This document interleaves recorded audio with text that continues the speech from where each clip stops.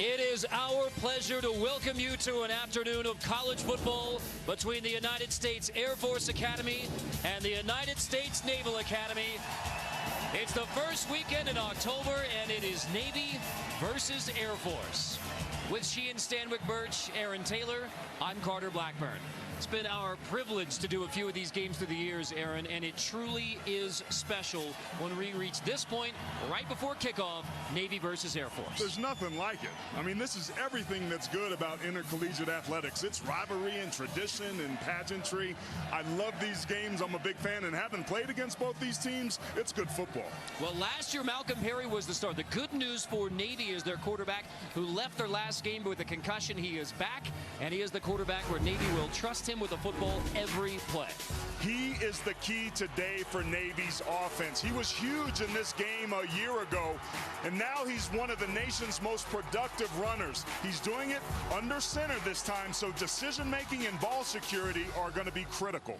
Meanwhile, for the Air Force Falcons, their quarterback situation, they like to say we are much more than the triple option, but the reality is they have three quarterbacks. They've played all three. We don't know who's going to start. We certainly don't. I expect that we're going to see DJ Hammond and Isaiah Sanders, who was out last week against Nevada. Consistency at this position has been elusive this year for the Falcons. I really think that they're going to have to throw the football to win today, and I think Hammond and Sanders give them their best shot. Troy Calhoun, the Air Force Academy graduate, trying to find answers at 1-3 right now. 12th season as Air Force head coach.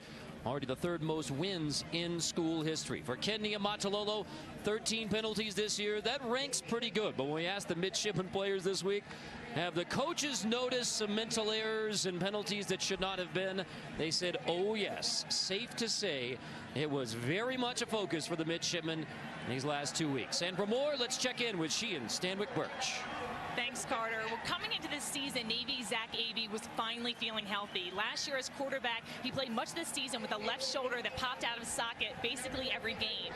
However, 2 weeks ago in the SMU game, Avey had to leave the game with a lower left leg injury. All week he's been labeled as questionable. Today, he's dressed. He has a leg brace on. He did warm up. But Coach Niumatalolo told me that he will not be playing today. That's a huge loss for Navy's offense. Zach, in his new role this year as wide receiver and quarterback in short yardage situation, has 7 rushing touchdowns, which is good for 7th in the FBS. Carter? And Sheena, it was fun to see Zach and everybody else look up at the F-35s, 4 in formation from Hill Air Force Base in Utah. And yes, indeed, it is the first Saturday in October here at the United States Air Force Academy, just north of Colorado Springs, and a little cool front pushes in. 51 degrees. It is beautiful. The fans are bundled up. The cadets, the Brigade of Midshipmen, ready for Air Force versus Navy. It is football weather indeed. I love the drive into here. Yesterday coming in, the leaves are starting to change colors. This feels like football weather, Carter. Let's be honest, Air Force hasn't played as well as they would have liked after starting out 1-0 against Stony Brook, but I get the feeling that the Falcons are going to show up and give Navy their best shot today. The lone win over Stony Brook in the FCS, so 0-3 versus opponents in the FBS.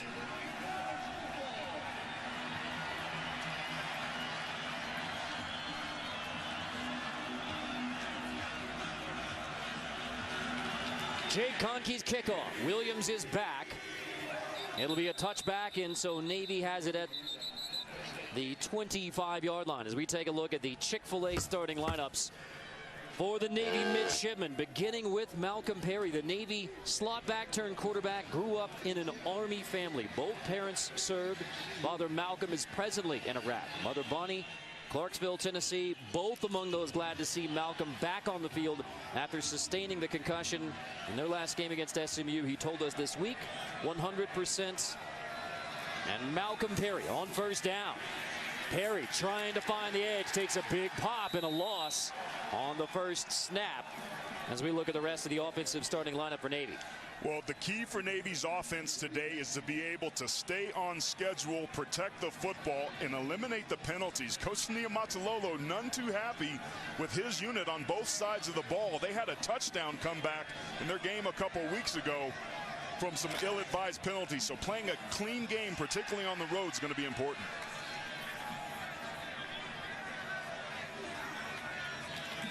2nd and 11. Perry, option, left side. Keeper again and gets just a couple to bring up 3rd and long against the Air Force defense. Well, keep your eye today on number 2, Jeremy Fedulum. He's a playmaker. He plays that safety spot. Tackling well in the open field is going to be important. When you're playing this type of offense, you have to be disciplined with your eyes. Fedulum gives them that opportunity. It's important because both of these teams could take advantage of you over the top if you're not paying attention.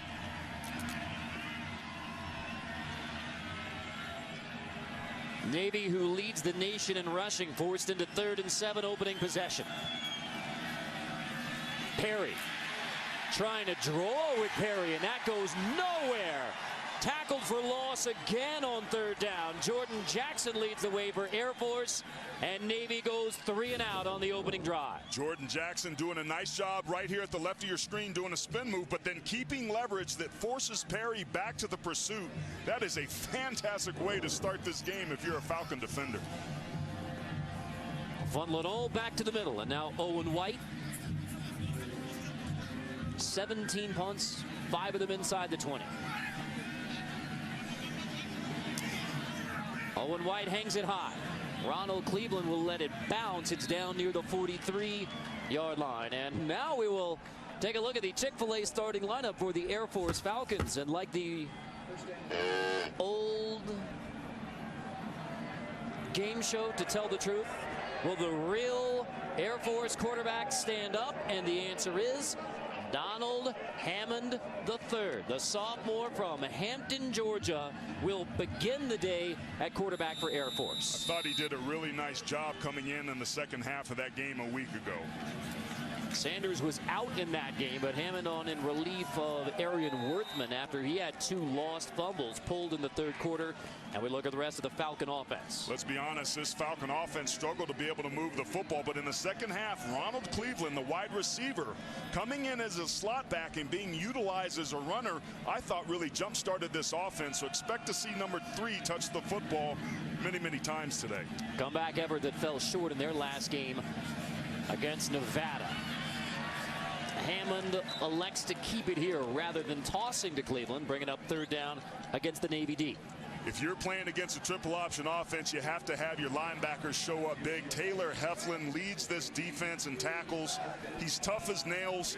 He does a lot of different things. He's been playing pretty well despite some injuries. Today could be the very first day he's finally healthy. Look for 54 to be all over the field today. Senior from Jessup, Georgia. 3rd and 6, opening possession for the Falcons. Hammond, toss on the edge. That's enough for a 1st down. Rimsburg, well, he takes a big pop. We'll see where they spot him. I think you're right. That's Brady Peterson who comes up to make the tackle for Navy. Peterson, the senior from Anaheim, California. First career start. Air Force leaves the offense on the field. Both of these teams built for going for it on 4th down. It's always 4-down territory when you're the academies, but particularly here at midfield. Remember, it's been hard for Air Force to get some fast starts. Expect a sneak or a dive here.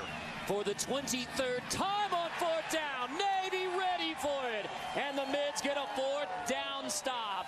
Jackson Pittman blows it up from the get-go on 4th and 1. That's what you have to do. I've been really excited about Jackson Pittman. Both of these defenses stepping up here early. The anchors away for the Navy defense as Jackson Pittman nails the 4th down stop.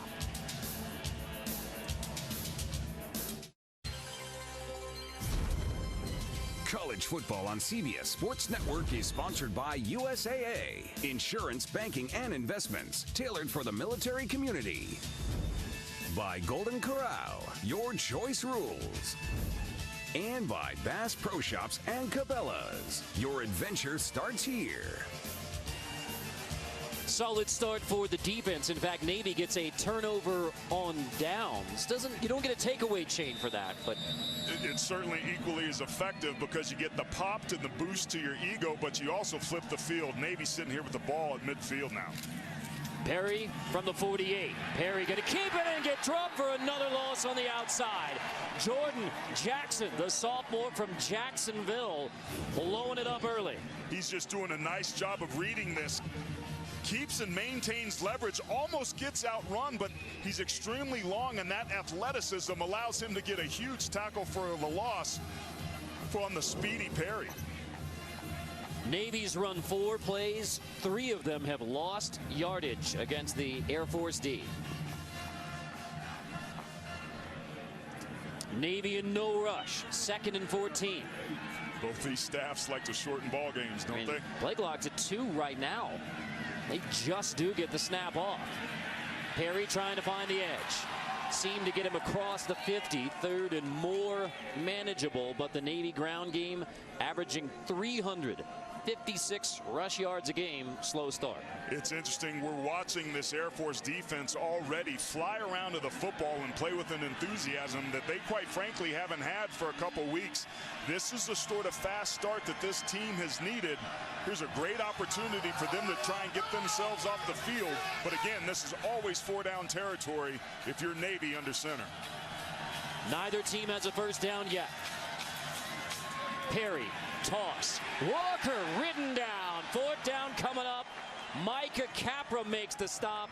Navy will punt again. Owen White is on. This is really interesting and conservative by Ken Niumatalolo to elect a punt here. We've seen them go for 4th downs time and time again.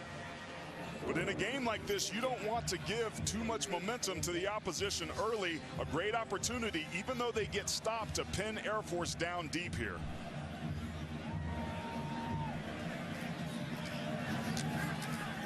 White hits it, nobody is back. So White inside the 10, and it will trickle out of bounds inside the 5-yard line. The Mids pin him back at the 2. A perfectly placed 45-yard punt.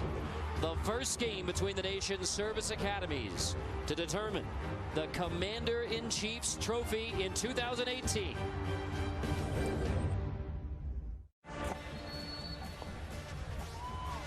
0-0, that tells you that the defenses have been solid to start. Nobody has a first down yet. Which option offense will start rolling? Well, this is basically option 101. This is something we're going to be following all game long. It starts with the dive, the fullback up the middle. That's what the defenses are keyed in stopping first. If that's gummed up, then the quarterback can keep the ball. And if they play him, then he has the 3rd option to pitch it outside on the perimeter. Cole Fagan in at fullback. Hammond, the quarterback, trying to beat it on down the line with the Falcons. Good hard count there, trying to get a free 5 yards to create some space, but Navy doesn't take the bait.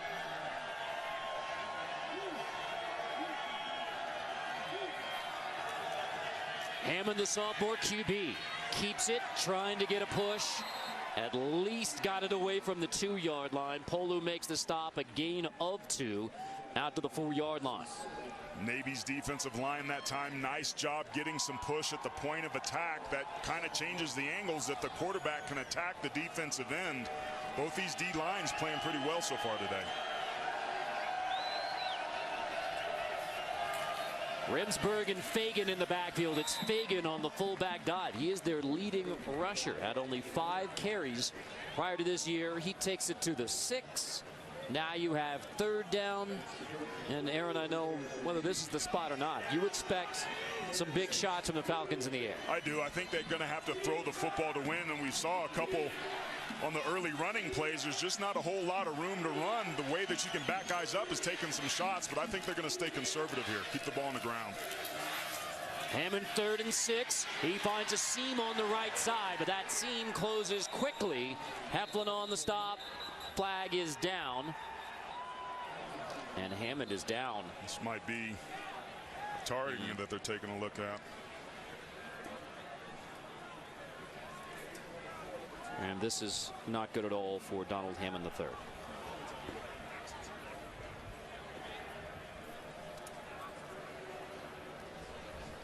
Isaiah Sanders is warming up. He missed the Nevada game because of concussion. That's when Worthman started. Hammond came on in relief, and now Hammond is down in the first quarter.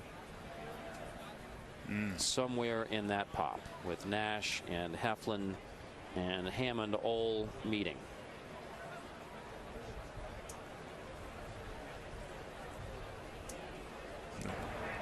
Here's the call.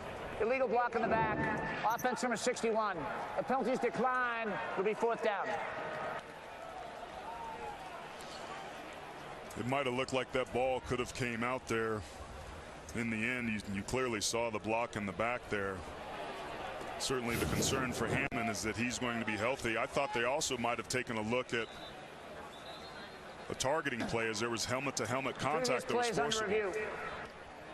And that may be the review portion here. The flag was not thrown for targeting. That was a legal block in the back. But the replay booth does have the ability to stop and look for targeting, even if a flag was not thrown for targeting. And the question is, does 54 Heflin, it's not defenseless, so this would be forcible contact going beyond making a legal tackle or legal block playing the ball. It's basically the old spearing rule. Keep your eye on 54. He drops his head and looks like he intends to initiate contact with the crown of his helmet. But to me, from that angle there, it looked like he hit with his right shoulder. They're going to have to take a close look at this. If Heflin's out and that indeed does get called targeting, which it looks like it may, that would be a huge loss for this defense. He was the player that we highlighted, leading tackler on this team, trying to make a play.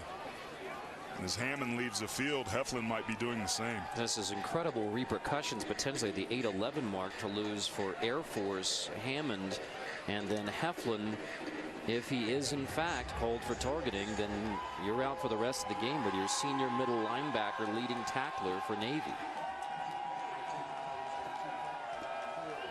And the endless rotation at quarterback for Air Force because of injury and otherwise continues. Again, Sanders missed the last game because of concussion. He's cleared. He is warming up right now. Worthman started the last game.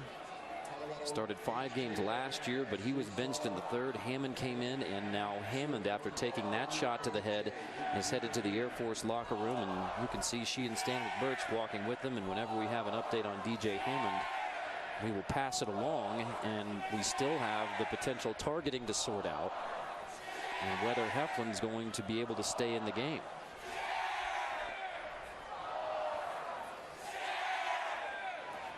A consequential play on both sides at the 8-11 mark of the first quarter.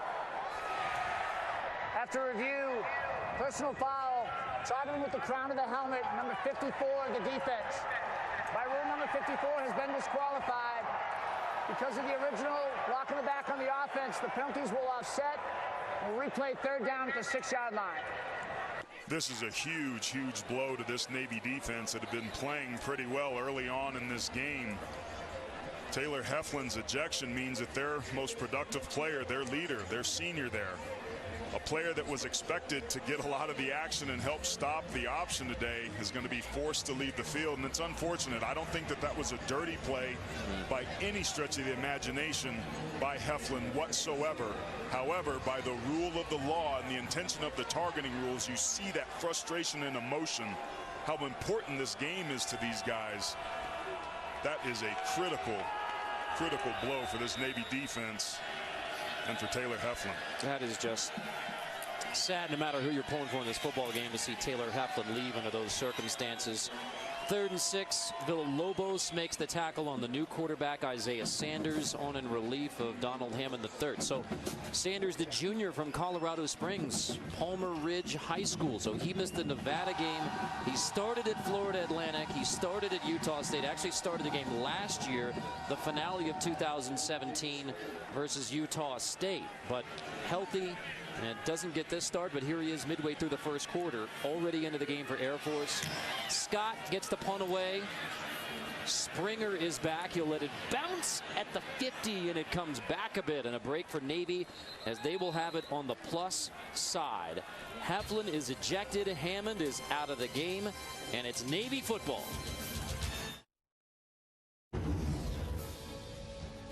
Navy looking for another deep shot. Harry has it. Touchdown again.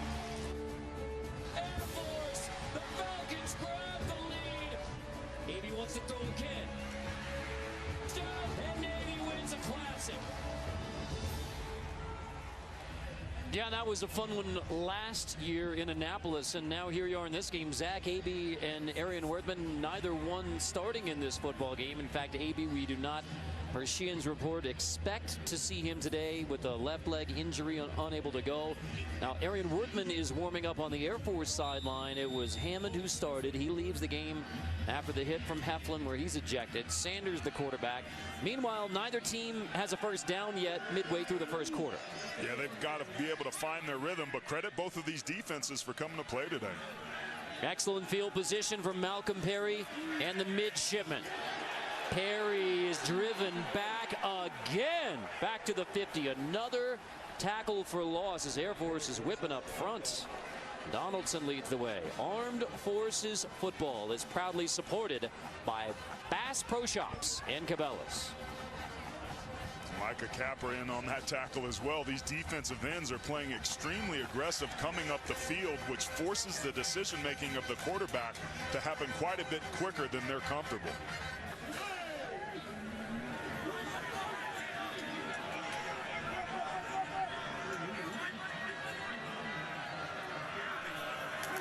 Play clock winding down again. Perry, nobody to hand it to, so he takes it. Same result, push back.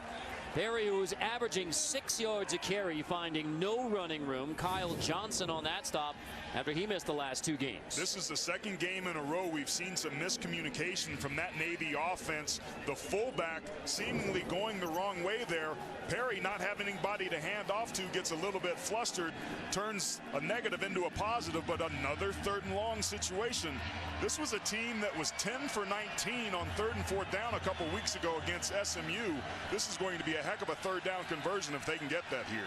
Perry, who averages 6 yards a carry, has only 4 rushing yards so far, and nothing more on 3rd and 9. Capper leads the way again. Navy 3 possessions, 3 and outs. This defensive line for Air Force is coming to play today. They're playing on the opposite side of the line of scrimmage. You got Nicholson there, you got Capra coming. Everybody is running to the football. When you have that many white helmets around the football, corralling an offense like this, you've come to play. Owen White's last punt, he pinned him at the 2.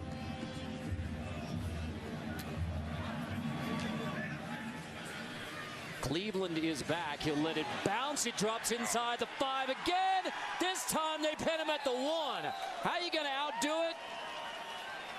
Maybe they'll mark it at the 2 as well. Maybe he was trying to get 1 more yard out of that.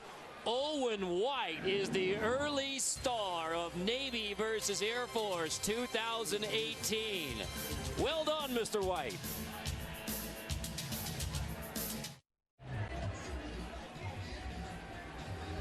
Don't have a score, don't have a first down early between Navy and Air Force. Next week, both these teams back in action. We'll be there for Friday night in San Diego with Air Force at San Diego State, Temple at Navy here on the 24-hour home of CBS Sports. Well, there is a clear differential in where these teams have started, and that favors Navy. It certainly does. They've had tremendous field position, but they haven't been able to take advantage of it. They've got Air Force backed up, so ball security very important once again. Isaiah Sanders is the quarterback. He hands off. It's Rimsberg who takes it near the goal line and gets a couple. Sanders, first series that he's beginning at quarterback. Donald Hammond III started at quarterback for Air Force, but was knocked out of the game on a hit that was ruled targeting against Taylor Heflin. So Sanders, the junior from Colorado Springs. He's the most accurate of the Falcon quarterbacks. I would expect him to throw the football at some point in this game. Tanu Vasu is now a middle linebacker in place of Heflin. Don't know if this is the area when you're inside the 5-yard line that you want to be taking a chance putting the football in the air, though. Navy is 7th in the nation in takeaways as well. Keeper Sanders, let's check in with Sheehan. Well, guys, Hammond just was released from the training room. He came on sprinting on the field, signaling to the fans, so he looks good to go. He's warming up passing now, so expect him to return. You already feel the boost on that Air Force sideline with Hammond bouncing back out there. And so Hammond warming up again. If Sanders converts on 3rd down, maybe Hammond back in the game. We shall see. Many think that he's the future at the quarterback position here at the Academy for Air Force. For now, it's Sanders. 3rd and 5. Draw. Sanders up the middle. Navy was ready for it. He is dropped for a loss on 3rd and 5. Nazaire Cromartie just doing a great job of crossing the face of the left tackle. You see here he is on the outside line of scrimmage, just comes underneath. It actually ended up being a tackle end exchange or a stunt. And because he was unblocked, he came around free and forcing another punt, another 3 and out for the Falcons. Effective TE. TE. You've been learning, Carter. I like it. Study up on my Joe Moore award. Charlie Scott hangs it high. Springer will let it bounce, and it is a terrible punt, resulting in incredible field position for Navy. And Scott just missed it from the goal line. So Navy is going to have it at the plus 35.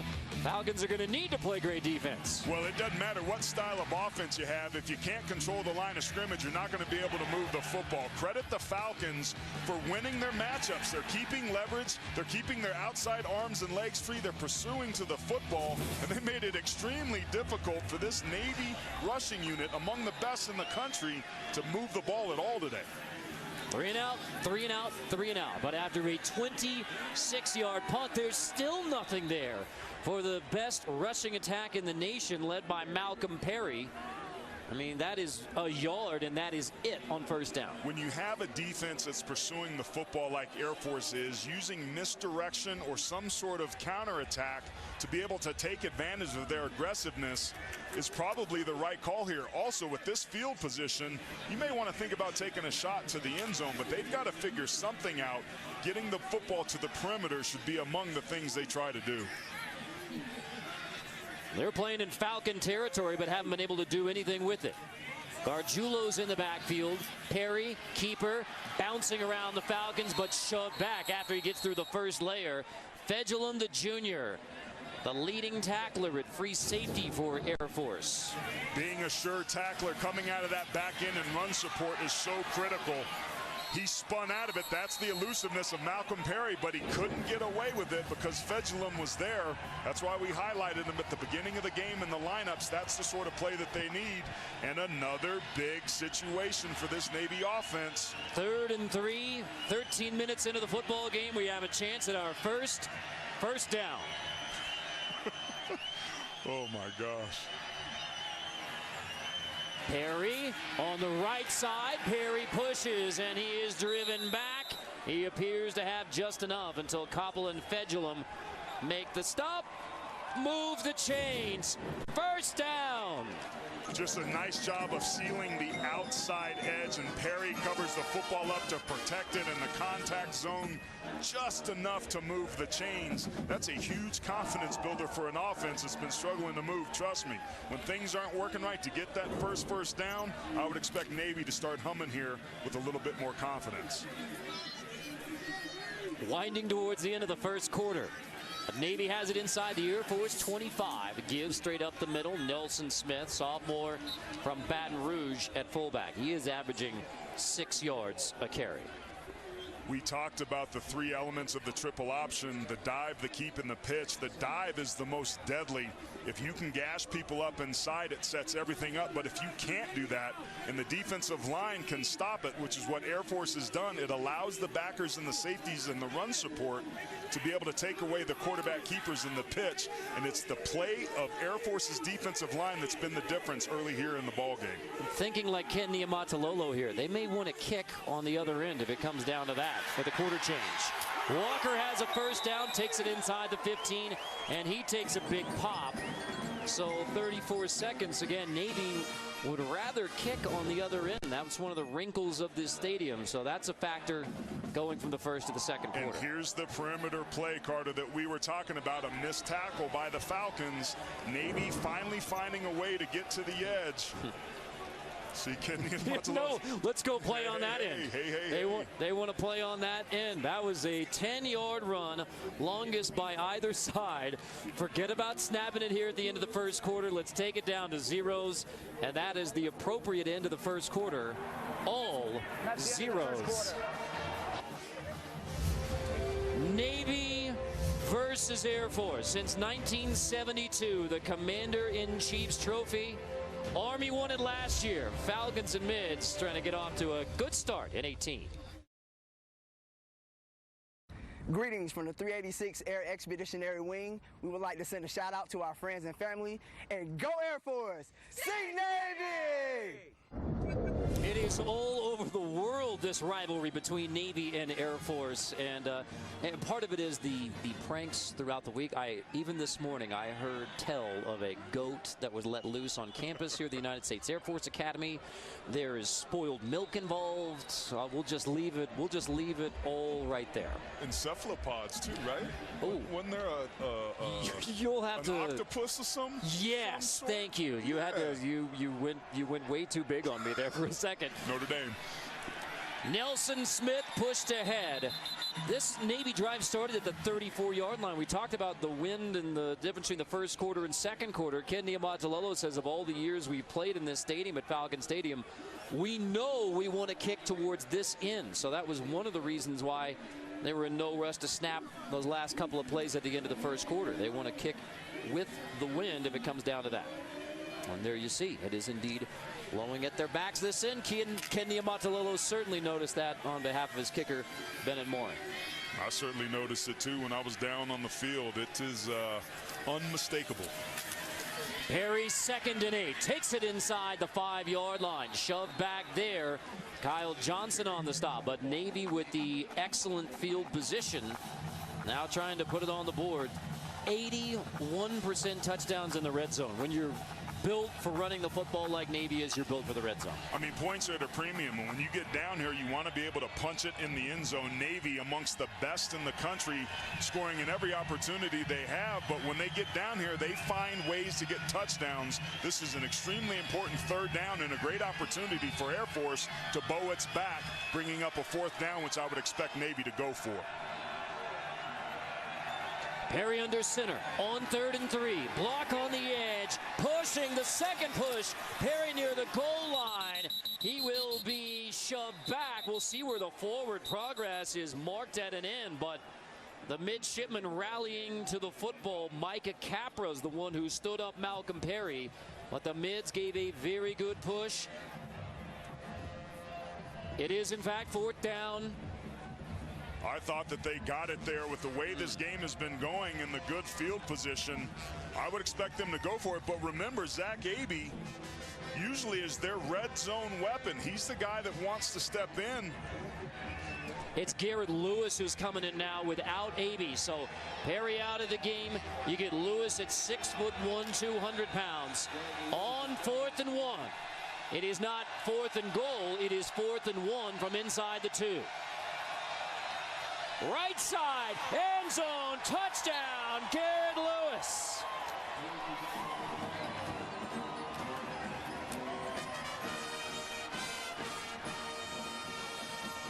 Even without your red zone guide on Zach Abey, Garrett Lewis into the game.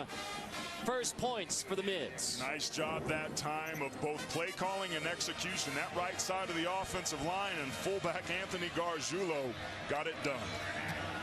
Navy finally capitalizes on field position after a 26-yard punt. They took it from the Air Force 34-yard line. And after the first 3 Navy possessions, all resulted in punts. Garrett Lewis off the bench into the end zone. 7-0 Navy. Kind of knew when somebody got a first down, they were just going to keep going into the end zone. That's exactly what Navy did. 7-0 start. Join our Tops crew bright and early tomorrow morning. Even then, it is prime time for Adam Shine, getting you ready for the NFL Week 5 schedule. That other pregame show right here, CBS Sports Network, 8 a.m. Eastern Time. That bodes pretty well for Navy. Look at that stat. I mean, it just shows you the importance of ball control and possessing it, and what this team can do when they finally find a way to be able to get themselves into the end zone first. That last touchdown, a direct result of Air Force going for it on 4th down and getting stopped at midfield. It took 3 more series, but Navy finally was able to take advantage of that great field position. Bennett Mooring touchback. It'll be Air Force football at the 25-yard line, and it will be Hammond back in at quarterback. So an excellent sign for Air Force. He was knocked out of the game on the hit that was ruled targeting against Taylor Heflin. Sanders released for one series, and now back to Hammond, the sophomore from Hampton, Georgia. I like this decision. I think it gives Air Force their best chance to move the football. He took most of the reps throughout the week. He's the most prepared. Now that he's healthy, he gets a chance to move this offense again. Hammond from the 25. Option toss outside. Rimsberg has a seam for the biggest run of the day for Air Force as Rimsberg takes it across the 40-yard line. The sophomore from Newton, Kansas, breaks it for 17. Nice job by the left side of this offensive line, and the tight end getting up to the second level to cut off the pursuit from the linebackers. Beautiful perimeter run. And you're even getting some receivers that are getting into it, being physical out there on the outside edge. Gerald Sanders saying, come get some. Jacob Springer almost a face mask, but apparently got out of there in time. Hammond, here's the toss. Rimsberg again across the 50. And Caden Rimsberg, a track star in Newton, Kansas, both the 100-meter and 200-meter state champ in the 5A. His father, dad, is track coach. Navy takes its first time out of the half. Wondering if they're trying to talk over what's going on because they've gotten themselves gashed on a couple back-to-back plays. This Air Force offense with Hammond finally figuring some things out. Seems like a quick defensive strategy timeout for the midshipmen.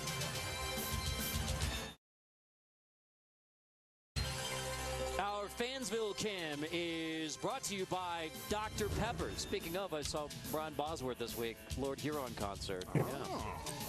Good time had by all. They're having a good time around the United States Air Force Academy. And if you would please, show me the bird. It's the bird. Such a fun, festive atmosphere here. These fans watching these guys line up in formation and then take off running towards the stand. Among the greatest scenes in college football when we come to these academy games. There was a real nerdy web browser joke on one of those poster boards. You can rewind it on DVR if you really want to know. Second down here. Hammond toss right side.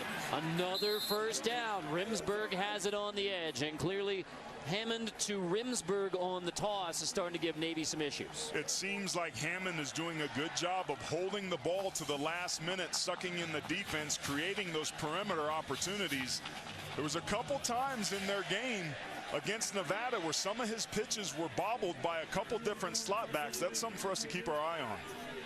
Air Force didn't have a first down on its first 3 possessions, including that critical turnover on downs on the first Falcon possession. Now they've moved the sticks twice. Cole Fagan, the junior from Dunellen, Florida. Squadron 39, the Wild Weasels, Cole Fagan. Sounds scary. Tell you what, the Air Force doing a nice job of getting to the perimeter, but then they go back inside to Fagan to keep this Navy defense honest. You make your hay inside on the dive, but all your big plays typically come on the perimeter. Ronald Cleveland is in the backfield. This looks like a design run for Hammond, and only about a yard to bring up third down again. Cameron Kinsley, a sophomore from Memphis, Lausanne Collegiate. He's a political science major. Got to have a good chance with a chat with Cameron Kinsley this week. See Troy Calhoun here trying to think maybe a couple plays ahead. You get on this plus side of the 50. You don't pick up enough yards to the line to gain to pick up a fresh set of downs. He's already thinking about what he's going to call on fourth down. And you'd be kicking into the wind, and it's been inconsistency in the kicking game for Air Force so far. Hammond left the game and came back for this series. On 3rd and 4, you can have you use a timeout. With the play clock winding down, couldn't get it off in time. Before the play clock expired, Air Force takes its first timeout of the half. It'll be a 30-second timeout. Giving you more time to discuss not only your third down play, but potential fourth down play with the Falcons on the move finally. Out of the offensive timeout for Air Force. It is 3rd and 4. with our producer Scott Brandwine, director Matt Plundo. Back in the United States Air Force Academy. Hammond fake it, roll it on third down. Toss, it's incomplete. The first pass of the game was the tight end throwback for Cade Wagaspak, and it brings up 4th and 4, and the punt unit is coming on. This is just a nice job of a bootleg. The ball is thrown a little bit short and down, so Wagaspak, who's 6'2", has to go down and try and get it. That's a huge missed opportunity that was there, but the errant off-target pass by Hammond forces the punt. Late substitution on special teams for Air Force. The last punt by Charlie Scott was just 26 yards. But you have another chance to pin him back. Fair catch called for at the 10 by Springer. This week's Phillips 66 Athlete of the Week is Zane Lewis, Air Force Junior defensive back. Just go to the last headline there. This is how you earn the Phillips 66 Athlete of the Week. All you need is a 99-yard interception return for a touchdown. What a great way, because remember, it was the Air Force offense that had a turnover, a sack strip fumble that put the ball in the 1. Then there was a couple penalties by Nevada. They tried to throw on 1st and 20, and Lewis said, not on my watch, takes it 99 for the touchdown. 1st and 10, they'll say it's from the 11, and Perry gets it out to the 15, gain of 4. Bagnall on the stop, and here is your 99-yard pick six off of Ty Ganji, who, to his credit, bounced back, led Nevada to the victory. He certainly did, been battling through injuries, but this was just a great effort. Zane Lewis showing some nice open field running, but some good blocks. It's always fun to see defenders try to get out in front of their guys. There's nothing that can jumpstart an offense or a team in general better than a play like that, and that was their only points in the first half. Making his cousin Sean Springs proud. 13-year NFL career out of Ohio State. Perry's 2nd and 6, keeper, not much there. 3rd down coming for Navy. This is the first possession since the 9-play, 34-yard touchdown drive. And because of the offense of Air Force and their punting game, they've had an opportunity to flip the field. This is important for them to try and be able to get a stop. Both of these offenses making some key adjustments, trying to find some room outside on the perimeter. We've seen Air Force try and throw it on 3rd down. What's Navy going to pull out of its bag of tricks here inside the 20? There's only been one 3rd down conversion in the game. Perry toss. Walker on the edge. Reaching, he lost the football.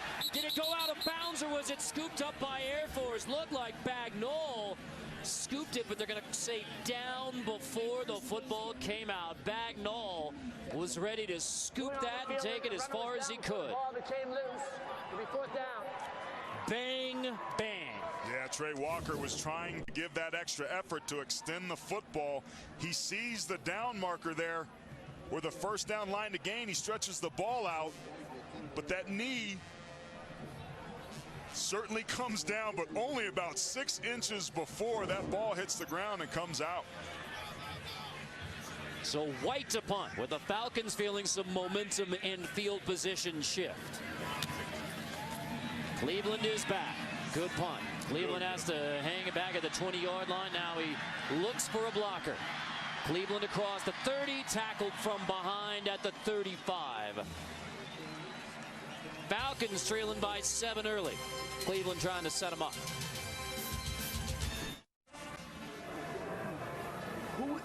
Welcome back to Air Force, where Navy has a lead. The service academies have an exchange program where a select group of midshipmen and cadets can spend a semester at their rival school. And today before the game, they have a special tradition called the Prisoner Exchange, where the exchange students were able to be released, and then they went to their respective schools to be able to cheer on their teams. A very special tradition. Air Force coach Troy Calhoun, who's also an Air Force grad, told us this is not the week you want to be an exchange student, as the week is filled with crazy and oftentimes messy pranks that often target the exchange students and upperclassmen. On my flight out here, I sat in front of Navy plebe Grant Vignault, and he and his classmates were so proud of all the stunts they pulled off. He linked me a few photos, and here is one. And pretty amazing, someone was able to get a goalpost in the middle of Navy's campus right in front of their dormitory, Bancroft Hall. It is. It's incredible seeing those Rimsburg on the 1st down carry. But yeah, there's more than gamesmanship. And by the way, how respectful that group of cadets around, and now you got to pose for selfies as well with she and Stanley Burns. That was awesome. It's funny coming out of commercial like, shh, guys, be quiet. I mean, And then after she gets done, then they get crazy and turn back into college kids. And what's great is that somewhere in our notes we have things like pork rinds, spoiled milk.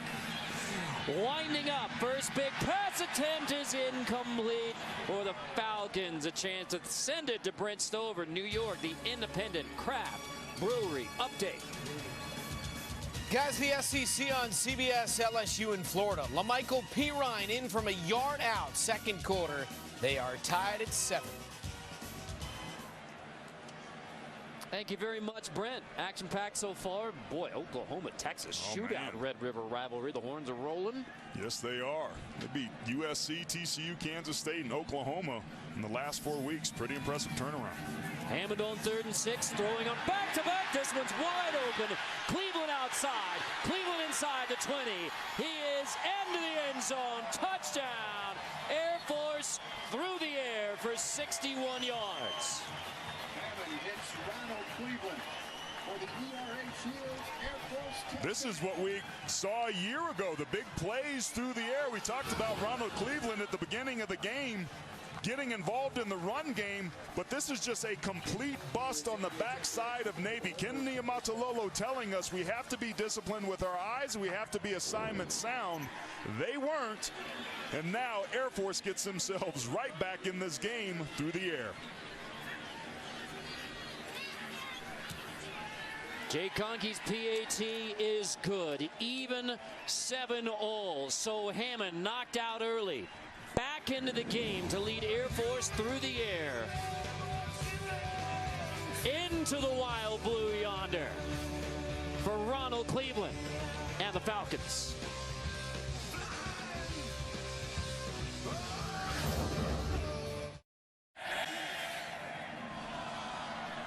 51st meeting on the football field between Navy and Air Force. Let's go back to that touchdown. Yeah, it's just a bust on the backside. You're going to see 2 defenders from Navy right here, both locked on here. That allows Cleveland to sneak out of the backfield. Somebody has to be back there in a zone defense that they're running to be able to take care of that. 2 took 1. They let a guy get behind them, and Air Force taking advantage of the bust on the back end once again. Remember, as we see Air Force do here, giving us some push-ups, Navy a couple weeks ago against SMU had a bust on the back end just slightly on a 2-point play that ended up costing them that game. The first completed pass of the game goes for 61 yards for a touchdown to Cleveland. And a fair catch at Springer, so they'll have it at the 25-yard line for Navy. Fair catch on the kickoff. Because number 1 made a successful fair catch. By rule, it's a touchback. The ball be placed on the 25-yard line. Armed Forces football is proudly supported by Golden Corral.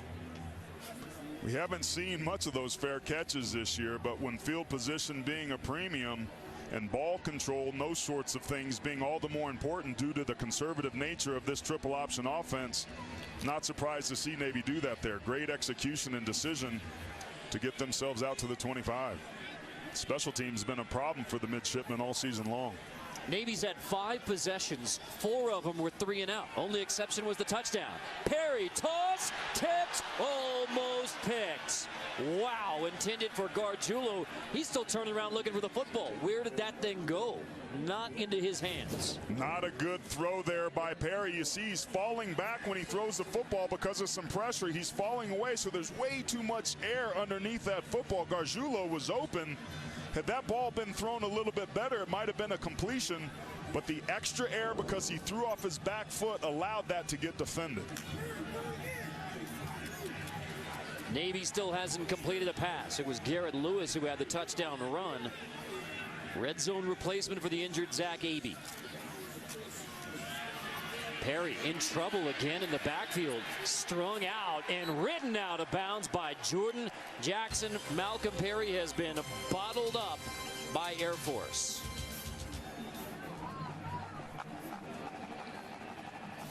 This defense is just doing a marvelous job, Carter, of stringing things out, particularly on the defensive end position. Jackson and Capra, all those guys along that defensive line really getting the better of Navy up front.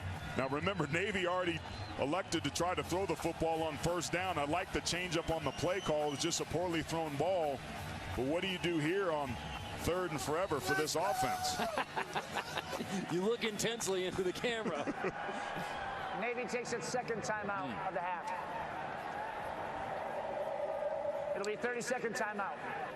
Both these head coaches really guard timeouts. We had in-depth discussions about clock management, late half situations with both Troy Calhoun and Ken Niumatalolo. So it is no light thing that Navy just has one timeout left with 6:26 to go before halftime. It's not, but Carter, I think it's a good use of that timeout. It's 3rd and 15. You want to try and move the chains. But remember, how aggressive can you be? Because you don't want to put the football in jeopardy. That first down pass got tipped around. Remember, turnovers, without question, are the greatest determinant of outcome when these two teams take the field. Including rundowns. That's well established. Oh, and a penalty out of the timeout prior to 3rd and 16. False start. Offense number 72. 5-yard penalty. 3rd down. And this is what Navy talked about ad nauseum during the off week coming out of the loss against SMU was penalties, bad penalties out of a timeout. 3rd and long already. This is uncharacteristic. It is the 14th penalty this year. That's not a huge number, but for Navy, you can't have any. You certainly can't do that. Nevada got 13 points off of turnovers, a lot of those because they got themselves behind the chains and put the ball in jeopardy. But penalties, there weren't many a couple weeks ago, but they affect this offense extremely well. It's the first accepted penalty of the game on either side. Forces into 3rd and 21. Kyle Johnson on the stop. Falcons get another 3 and out from Navy. So other than the touchdown drive, it has been 3 and out all day for the midshipman offense. It's really been a beautiful display of defense on both sides of the football. Here's a great opportunity for Air Force, whose defense once again gets themselves off the field with some good aggressive play and a unfortunate penalty, if you're a Navy fan, to get this ball back and try and get some more points here at the end of the second quarter. Owen White from inside the 10. Cleveland 13-yard return, last opportunity. Sneaks across the 35 and then is wrestled down there by Parker Noren and special teams. Now let's take a look at the AP poll powered by Ram Trucks. AT, what stands out? Well, what really stands out is that it's Alabama and everybody else behind them. I mean, Alabama is finally on the offensive side of the football as explosive and dominating as they've been historically defensively. So are you out on a limb and saying that Alabama is the #1 team in college football? I mean, that's a divisional opponent you just wreck. I mean, 65 points in the SEC. Now, it's been a rough year for Arkansas, but they look unstoppable. Hammond, another deep shot, tipped and incomplete on the outside. Here comes a flag. It's on Sean Williams in coverage after Hammond was going to the air again. Pass interference, defense, number 6, automatic first down. That's unfortunate. I thought it was pretty good coverage by Sean Williams that time. He was disciplined with his eyes. That's the second time they've tried to throw to that side on him with that same combination. He just gets there a little bit too early and affects the receiver. That's a good but unfortunate call for Navy. You don't oftentimes see this in a game where there's been one completed pass, but the Falcons through the air are starting to find something. Got a heck of an average going. Hammond dropping back again, heaving long again. Nobody downfield this time. Polu got the heavy pressure on Hammond, forcing that errant pass. Yeah, it looked like there was a fair amount of contact on this near sideline. I couldn't see the number of the wide receiver, but he felt like he was interfered with. Ended up being a good decision for Hammond to throw that football away. You saw the little look of disgust there from Troy Calhoun going, man, we could have used that one. So instead now 2nd and 10. Back on the ground now, Hammond. There's a toss on the edge. Saucier, Joseph Saucier inside the 20 and into the end zone. Touchdown. Falcons on top. Back-to-back touchdown drives from Air Force.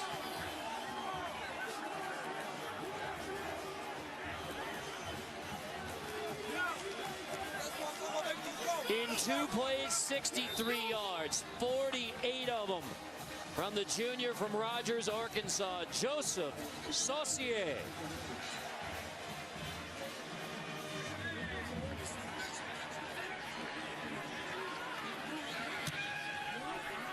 Congi's PAT makes it 14-7 Air Force.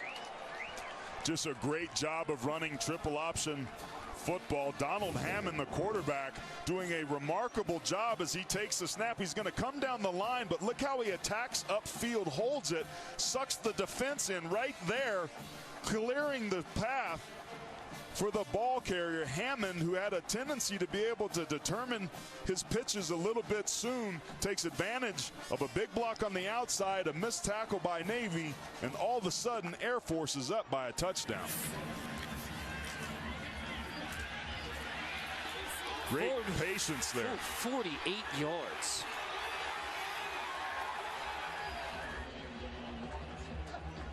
Saucy. It is saucy. And that's that perimeter run game that was set up. Remember, Air Force in that last series came out trying to chuck the football around. But when they needed to, that's what the pass game can do. It's almost the opposite. You throw the football to set up your run by getting those safeties to play a little bit deeper.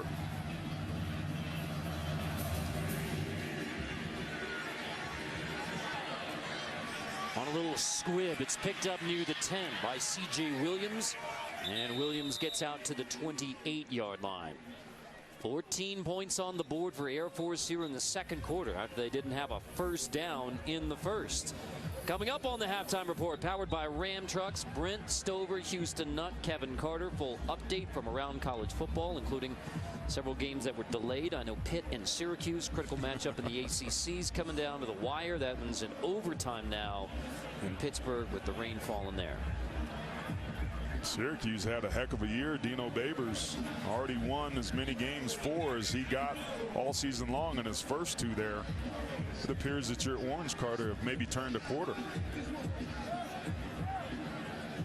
I think we're going to have an issue with the play clock being reset. Here's the discussion. Feels that the receiver gave an invalid fair catch signal. Therefore, he can't advance the ball. Ball be placed in the 10-yard line, first down. Wow, we're going to have to look at this one again. So Williams, they say invalid fair catch, so it's a difference from the 23 back to the 10. I mean, at least a 13-yard difference here. Please reset the game clock to 5 minutes, 18 seconds, 5-1-8. Thank you. Our production team is presently looking. You see Springer there with his right arm. I think that was supposed to be not a fair catch, but a kill. But regardless, they interpret that it's supposed to be above the head for a fair catch. Please reset the game clock to 5 minutes, 18 seconds, 5-1-8. Thank you. Fair catch anywhere inside there, and it's clear that either of those return men can make the fair catch signal. I don't think that's what he meant to signal, but that's the difference for Navy, and bring it back with the fair catch signal. So that field position game, Nelson Smith gets it back across the 15-yard line, but that's no small break there. No, it's not, and it's interesting in a game, as you mentioned, that's been largely determined on field position. Navy dominated early, but it really seemed like after the quarter change, we started the second quarter, it was Air Force and the Falcons, because of their offense moving the football, that had the field tilted in their favor. Air Force had 6 offensive snaps in the first quarter, 2 touchdowns in the second. Williams on the edge, gets across the 20-yard line and takes a big pop as he does. But enough to move the chains. Look like Bagnall and Fedulum there on the stop. These are the teams that will run the football into the boundary, but look at all those helmets. There's 5 people in the screen that are defenders for Air Force. That's why this unit is playing extremely well so far today. They're just running to the football, canceling gaps, being disciplined with their eyes, and winning their matchups. All it takes is one guy to take the bait, Carter, and it's to the house for Navy. Sure enough, Perry through the air, and it is caught near the 50-yard line. Stretching out to make the grab. Michael Cooper, the freshman from San Antonio's Taft High School. First one through the air for Navy. Credit that offensive line for good pass protection. Cooper comes just on the slant route. Very wide open. If that ball had been thrown a little bit more accurately, Cooper could have kind of caught it and kept on running. But a nice pickup to move the chains for Navy. First completed pass of the day is 27 yards. Quick handoff from Perry. Good thing he got rid of that football to Nelson Smith because he got crushed. These defensive ends are really pressing the issue and forcing these quarterbacks to make quick decisions. Luckily, Perry gave that football because he was literally hit as soon as he handed that football off. Navy in no hurry. They'll snap second down at around the 3-minute mark. They are going to the end zone where they have the wind at their back, factoring that in for your decisions down the line. Air Force with 2 timeouts, just over 3 minutes with Navy at midfield. Perry has a seam. First big run for Malcolm Perry inside the 30-yard line, and the junior from Clarksville, Tennessee, finally gets it rolling. Johnson and Fedulum finally bring him down after a gain of 20. Gargiulo with a great block once again out there on the outside, allows Perry to get up inside. What I'm seeing Navy do is switching some things up. They pulled a backside guard on the play before this one. They're running into the boundary, getting lead blockers out in the open space. It is triple option football as we see Perry leave the game, but they found themselves in a rhythm, which doesn't make sense if they're making a quarterback change here. Well, Perry took a couple of hits. Here's Garrett Lewis, and there's the toss. McKaykow has it at the 25. Lewis came in red zone territory last time and had the touchdown run. This is usually where Zach Abey has been taking over in his new role as a senior. Abey left leg injury, unavailable for the Mids. So after Perry takes a couple of pops, gets him down in the red zone extended, now Garrett Lewis takes over. They're really being cautious with Perry because of what he means to this offense. And we've seen Garrett Lewis come in. He led a touchdown drive before. They're going back to him. He's a gunslinger, though. And now Lewis through the air near the goal line. It is incomplete. Intended for Trey Walker on a wheel route. 3rd and 4 coming with under 2 minutes before the half. And there's Falcon leading defender Jeremy Fedulum, who was in great one-on-one coverage,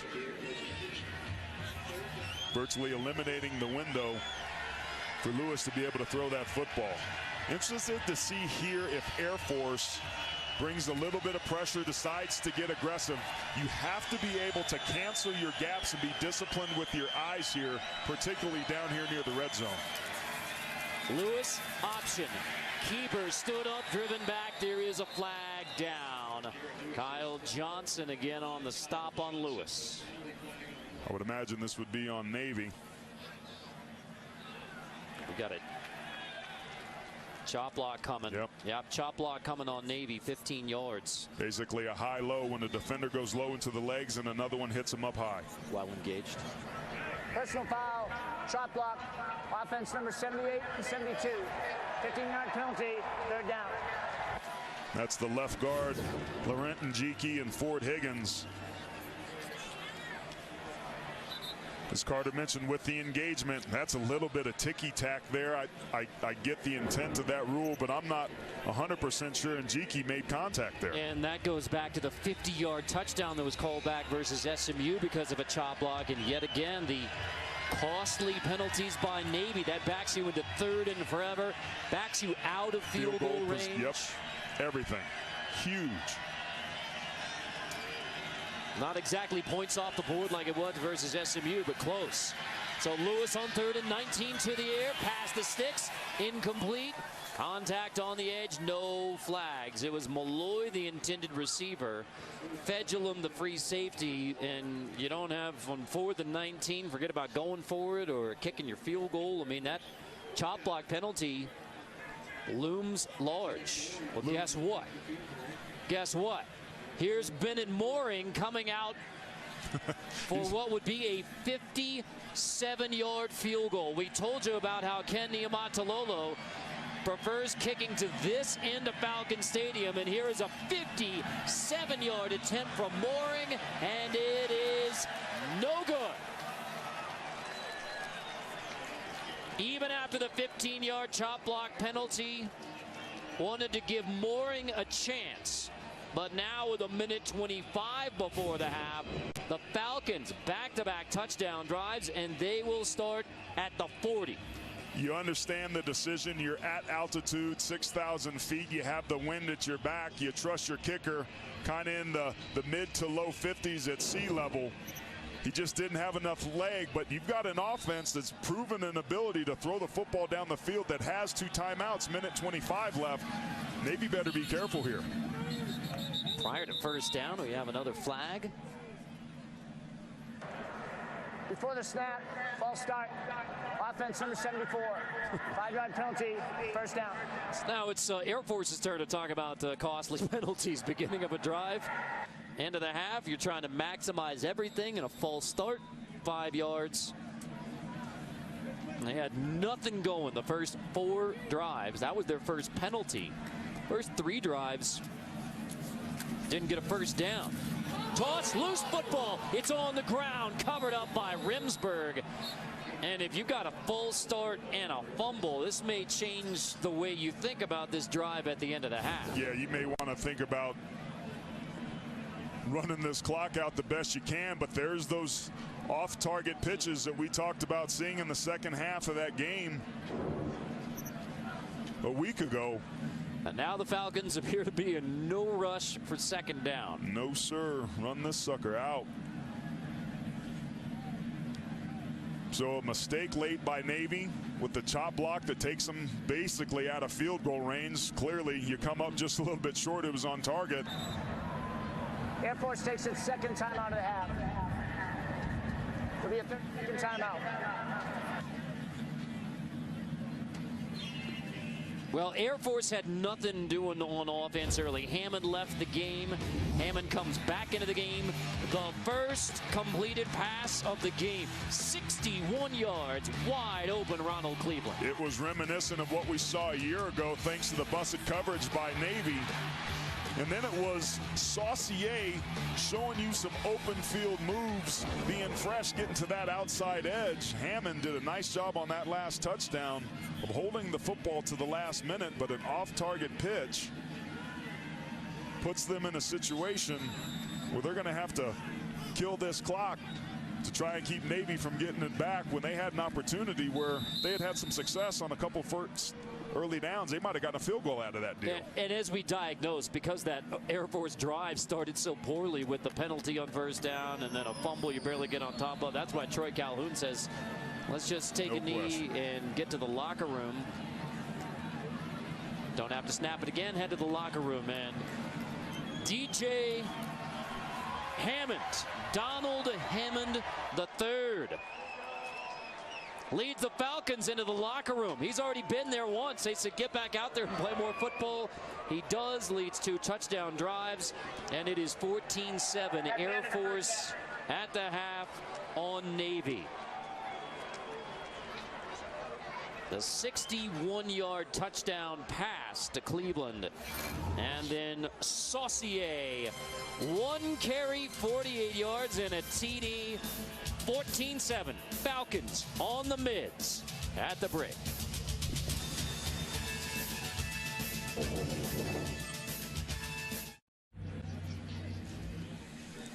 The first in the round-robin series of games between the nation's service academies to determine the Commander-in-Chief Trophy. Carter Blackburn, Aaron Taylor, Sheehan Stanwyck Birch. It was a slow start, 14-7.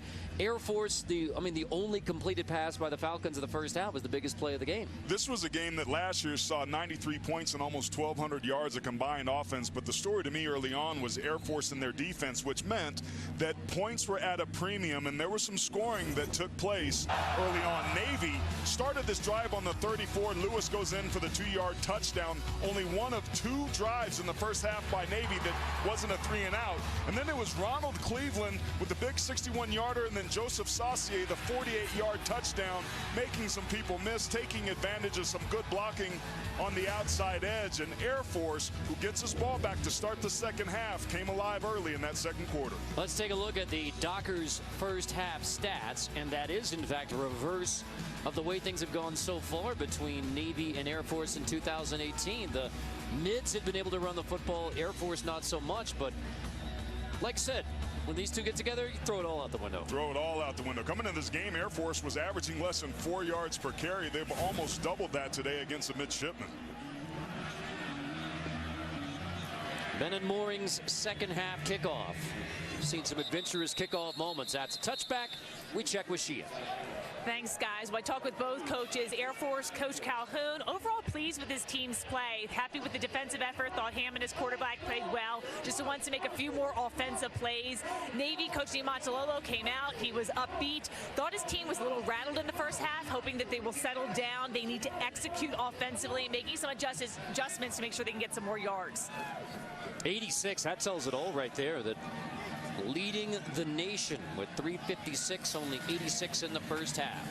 It is Hammond at quarterback to begin the second half. He started the game, was relieved briefly by Isaiah Sanders when Hammond took a pop on what was ruled targeting against Taylor Heflin, the middle linebacker for Navy. Ejected in the first quarter with 8:11 to go in the first. Hammond took the next series off, came back, led both of the touchdown drives for the Falcons. He looked more like a drop-back passer in the second half of that game, I thought. Threw the ball extremely well. Hammond gave him a spark late against Nevada, their last game. Here he is throwing, incompleting to the outside. That's Sanders with just his 4th catch of the year. Falcons through the air. That's the 3rd play that we've seen on that deep out with Hammond throwing to that right hash. This time it's Jared Ryan in coverage. The 2 times it was Sean Williams out there on the outside edge. He got his hands on the ball, but clearly the Falcons like that deep out-breaking route for their quarterback, number 5. On 2 completions, 74 yards for Hammond. And now back to the option toss. Rimsberg hauls it in rather awkwardly and still manages to get 3. Spot on, partner. That was an extremely low pitch. You see Hammond there touching his chest saying, hey, that was on me. We mentioned it in the second half. In their game a week ago against Nevada, there were some errant pitches where it was really hard for the ball carrier to be able to get a hold of it. We had that right before the second half. There was an issue with ball security. Air Force really needs to be careful when they put the ball in the air, whether they're throwing it or pitching it. Dropping back out of the eye. That's complete. Saucier, who had the touchdown run. And Saucier down the sideline again, like Jay Hicks, the Nung River. Saucier. What he does a marvelous job of. This is just like a pitch or a sweep. You get him out into space, some good blocking once again on the perimeter, but he's showing strength to run through arm tackles, and that is critical. And if you're a receiver in this offense, you have to do your job outside on the outside edge. Really good perimeter blocking today. Falcons on the roll inside the Navy 35. Handoff up the middle. Bordeaux bouncing his way inside the 10 and shoved out. Taven Bordeaux, the junior from Oklahoma, finally shoved out after a gain of 26. This is just a power pulling the guard inside. It actually turns into a trap, kicking out the defensive lineman. That is old school style football, just trying to split the defense. Down blocks on the play side, pulling the backside guard to kick out. First and goal, Falcons. Hammond, keeper, inside the 5, shoved back. Tanavasu on the stop. He replaced Heflin after he was ejected from the game. Nice job by Tanavasu of staying home there. That follow-on play that ends up being a quarterback lead is something that Air Force has gone to a couple times in this game. They like Hammond with the lead blocker running up inside. That's what started this drive that now sits on the 5-yard line as Air Force finding some success here early in the second half. Tanavasu has 7 tackles in relief of Heflin. Hammond into the end zone, touchdown, Donald Hammond III. Seizing a hold of the Air Force quarterback shuffle. It's DJ Hammond leading the way versus Navy today. Been impressed by this offensive line of the Falcons that has struggled for much of this year. They look like they wore that Navy defensive front out on that first drive. PAT is good, and after Air Force didn't have a first down in the first quarter, now 3 trips to the end zone, and it was big plays through the air all the way around to get it rolling. Saucier set him up. The huge run from Bordeaux. And then Hammond into the end zone. A 21-7 lead. Air Force. College football on CBS Sports Network is sponsored by Navy Federal Credit Union, proudly serving the armed forces, veterans, and their families for over 85 years. Insured by NCAAF. By Ram Trucks, built to serve. By Chick-fil-A Nuggets. Tonight is Nugget Night. And by The Exchange, welcoming home all honorably discharged veterans to their online shopping benefit. This is the 47th year that the Commander-in-Chief's trophy has been on the line between Black Knights of Army, who took it last year. It was 2016 Air Force, and Navy in 2015. So a rarity to have 3 in 3 years between these different service academies. And we are only 63 days to go in the countdown to America's game, the Army-Navy game presented by USAA on CBS Sports. What a game it was in 2017. Don't forget the next game where the Commander-in-Chief's trophy is at stake. Air Force at Army on CBS Sports Network on November 3rd at noon Eastern. And yes, it's 21-7 Air Force right now, but there is no telling what the rest of this second half holds. They got to get Malcolm Perry going.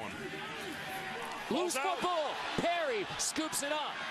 Perry inside his own 20. Perry got the football, and now he gets back to the line of scrimmage. That is the most eventful no-gain first down play, as there are now players down on both sides. Nelson Smith-Slow getting up for Navy. And there's an Air Force Falcon down as well. I mean, usually 2nd and 10, nothing much happened on that first down play. Not on this one. No, that's the second game in a row that Nelson Smith has had a fumble. Trying to get up there inside, he just gets wrapped up. Look at that tenacious Air Force defense. That ball comes out. Perry extremely heads up, picks it up. You almost want him to go down there to not take any chances. But to your point, very, very lucky break there by the midshipman. Only 46 rushing yards. Kyle Floyd went down on that play for Air Force. He is out, replaced for now by Parker Noren. Navy's been able to move the ball. It's been on the perimeter or with Perry running it. Perry dropping back now. Time to throw. 2nd and 10. Incomplete. Wide open Cooper. Off his hands and a missed opportunity. Not the best of passes, but one that Cooper has to make. Look at the linebackers suck up everybody on the entire defense of Air Force. Reed's run. That's a beautifully thrown football. I take back what I said. Cooper has to catch that. You can't throw it any better. He has the only catch of the day for Navy. It went for 27, but the true freshman back on the sideline for 3rd and 10. Just been that sort of day for Navy. Perry pressured in the pocket this time. Trying to bounce outside. Tosses it, and he is ridden out of bounds. Fedulum comes flying up. Perry's on his back. Now we're discussing whether it's intentional grounding. Whatever it is, the frustration continues for Navy and Malcolm Perry. You're going to have grounding, basically a sack. Ball never made it back to the line of scrimmage. Intentional grounding, offense number 10. Quarterback was outside the pocket. There's no receiver in the area. So lots of down at the spot. 4th down. First possession of the half for Navy couldn't have gone worse, except at least they didn't turn it over. And they almost did a couple plays before this. Perry just trying to make something happen. Throws the football away, but again puts the ball potentially in jeopardy. Air Force who started this second half extremely strongly, looking to create some space and take this game over as they get the ball back here offensively. Cleveland from the 27 has a block on the edge. Cleveland's going to take it across the 40-yard line, across the 30-yard line. There is a flag down, but Cleveland brings it all the way back to near the Navy 30, and now we'll check the flag. I thought there was a block in the back near where Cleveland fielded the football. The flag, though, is on the plus 32 on a completely different part of the field.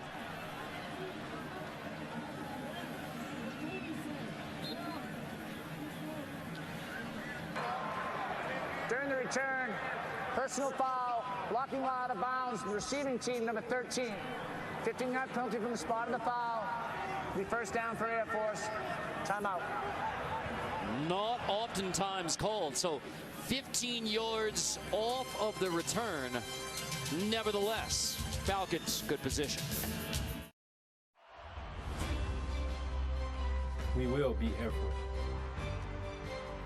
This is for bragging rights. We want to sing second. We want the CIC.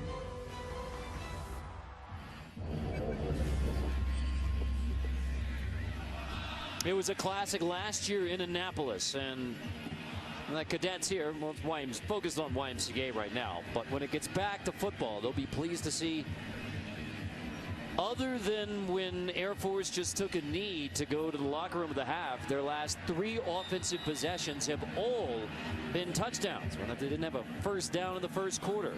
And now they take it even with the penalty on the plus side of the 50. Hammond, handoff. On the dive, Fagan. Let's check with Sheehan. Well, guys, we saw Malcolm Perry limp off. He went under the medical tent. He emerged. He's back warming up. He's good to go, which is good news. However, Navy offense will be without number 20, C.J. Williams, a slap back with a head injury. Thank you, Sheehan. Well, I mean, that's... You put Malcolm Perry at quarterback because you want his hands on the football at the time, but 5'9", 185, it's a lot to ask. Yeah, he's not built to take the pounding that's required oftentimes for quarterbacks in this offense. Hammond to throw on second down. That was tipped and incomplete and almost picked over the middle. Pittman got a hand on it. Tanavasu had a chance at the interception. Pittman's been impressive to me watching him on tape. Defensive coordinator Dale Pearson said that he could be one of the best nose tackles we've ever had here by the time he leaves. Just a smart heads-up play there, pushes the pocket and gets that big paw up for the pass breakup. So forced to throw on 3rd and 10, or maybe not. Hammond nowhere to go and dropped by Alon Nash, the striker. It's interesting. It's pretty clear to me that both of these coaching staffs are being a little bit conservative. If they lose some momentum and they get behind the chains a little bit, they want to play it safe. And in a game like this, when you can rely on your defense, I think this is a great opportunity for Air Force to punt this football away. Not that they would necessarily go for it on 4th and 10 anyway, but clearly the Falcons being conservative with their play calling after they stub their toe a little bit. Scott hangs it up. That is definitely a fair catch signal by Jacob Springer. So he grabs it inside the 20-yard line. 3 and out for the Falcons. They still lead it 21-7. CBS's Super Bowl season continues tomorrow. Jacksonville tries to slow down the undefeated Chiefs, and red-hot Patrick Mahomes. Check your local listings for the game in your area. Kick off your Sunday with the NFL Today, powered by Ram Trucks at 12 Eastern. Big one for the Bengals against the Dolphins. Both teams 3-1. Clayton Fedulum, his younger brother Jeremy's making plays for Air Force, and now Clayton, a 3rd-year pro with the Bengals out of Illinois. He'll be trying to slow down the Dolphins. Jeremy Fedulum and the Falcon defense has been terrific against Navy today. And we have a change at quarterback for the midshipman. Garrett Lewis is in at QB, replacing Malcolm Perry. You heard the report from Sheehan. Perry out of the injury tent. He's fine, but Lewis comes in trying to give the mids a spark. I think you got to do something to try and give them a spark, and he can also throw the football. Scored the only points that Navy's had in the red zone but it's been the inability for Navy to have any sort of first down success that's been responsible for so many 3-and-outs, as we see Malcolm Perry and Ken Niumatalolo wondering what the heck's going on with their offense. Nothing much. That's the answer. They're getting whipped up front. It's that simple. So Lewis trying to find the edge. He's ridden down again. Another tackle for loss. Jordan Jackson, Brody Bagnall. Navy is in danger of another 3-and-out. AT, this drive chart says it all. I mean, look at that. 3-and-out, 3-and-out, 3-and-out, punt, punt, punt, punt, punt. The missed field goal and the punt. 6 3-and-outs for this Navy offense that came into this game amongst the most productive rushing offenses in the country. Now they're once again in a 3rd and long situation, having some problems being able to protect the quarterback and create room to run. Expect Air Force to get aggressive here regardless of the play call. Lewis dropping back on 3rd and 10. There's the pressure. Lewis hit as he throws it off, and it's incomplete. Nearly picked, dropped at the last second by Zane Lewis. 2 hands on the football. Wow, Mitchell had to dislodge it from Lewis to avoid the interception. This was a very lucky break by Navy. Good pressure. Got to give Lewis credit for stepping up in the pocket, but not the decision to throw the football.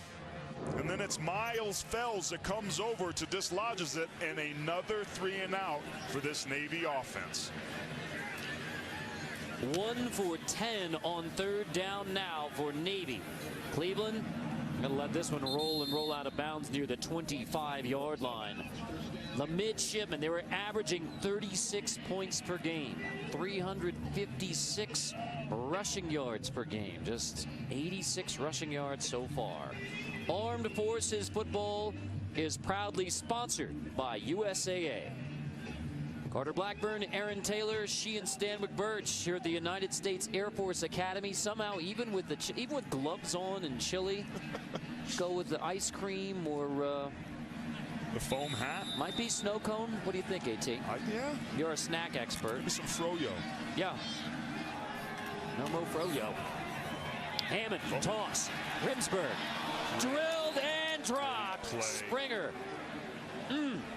Jacob Springer. Springer left the game a week ago, or a couple weeks ago rather, but just does a nice job. He gets chop blocked here, but gets himself up off the ground. He doesn't stay blocked. Look at that dexterity.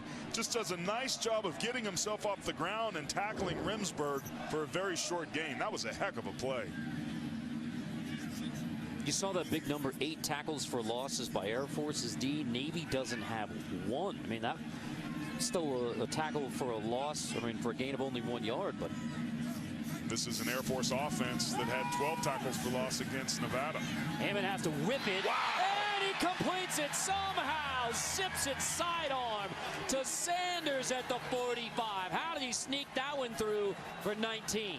What an incredible catch. This is what he looked like in the second half of the game a week ago against Nevada when he came in, was chucking it. That's a great thrown ball and a nice catch. That time by Sanders, showing some soft hands there. The result was nice for sure. Sanders had only 3 catches coming in, 2 today. Back on the ground, Cole Fagan, the leading rusher.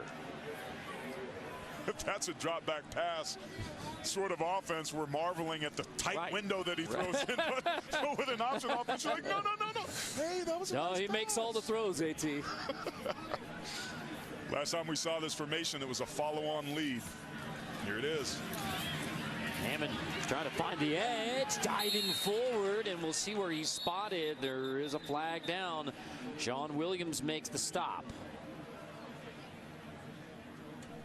Hammond tweaked a little bit after that tackle. Holding, offense number 81, 10-yard penalty, 2nd down. Those are crushers in an offense like this. All the momentum that you have going, that great pitch and catch, moving the chains. You really have Navy on their heels, and the defense to me looks like they have no life left in them, but instead of getting a nice gain there, you come back and you're 2nd and 14. Now you have some uphill work to do offensively.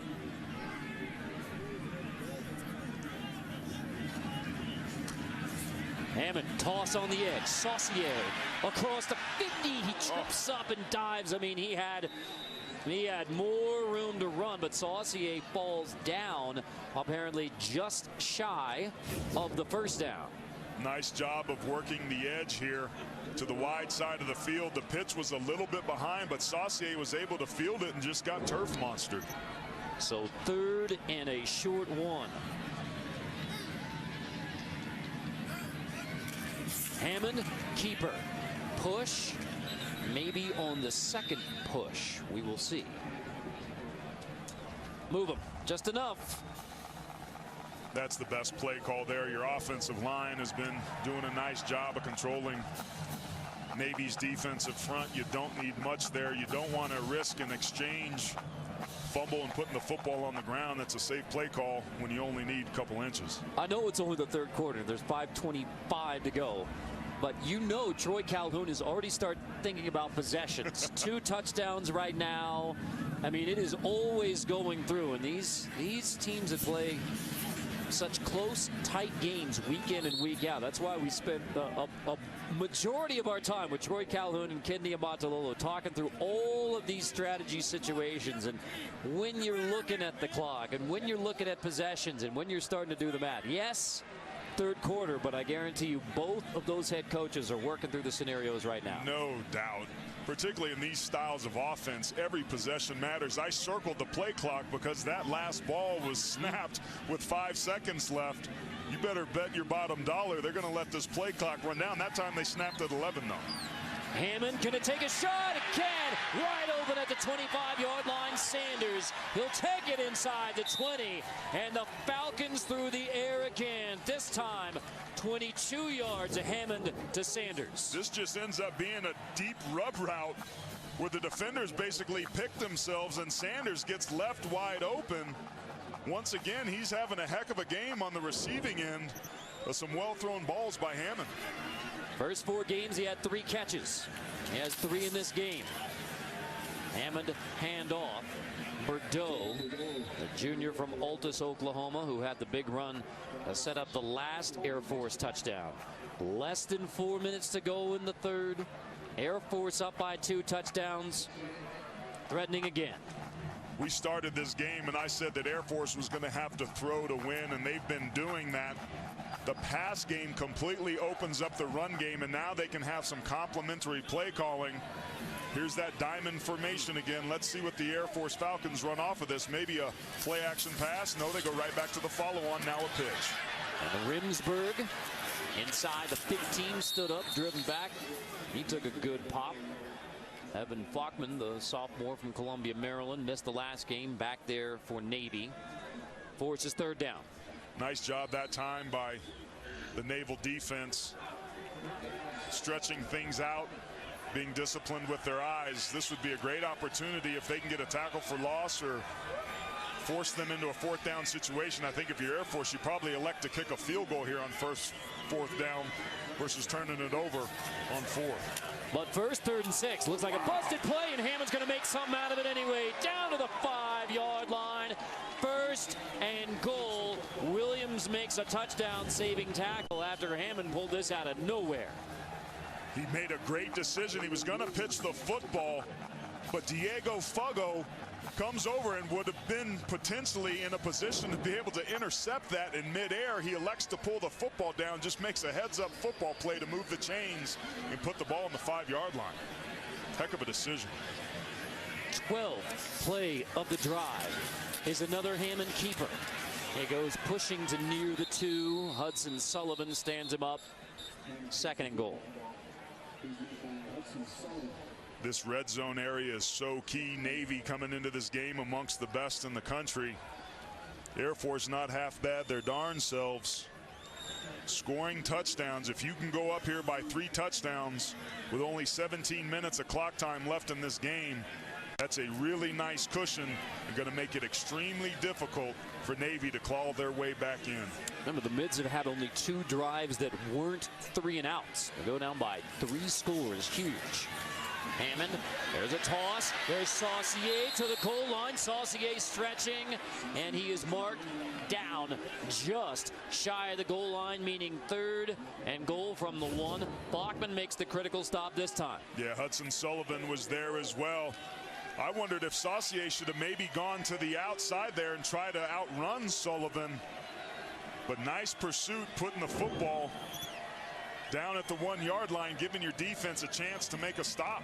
Yeah, credit Sullivan with that one, and now 3rd and goal.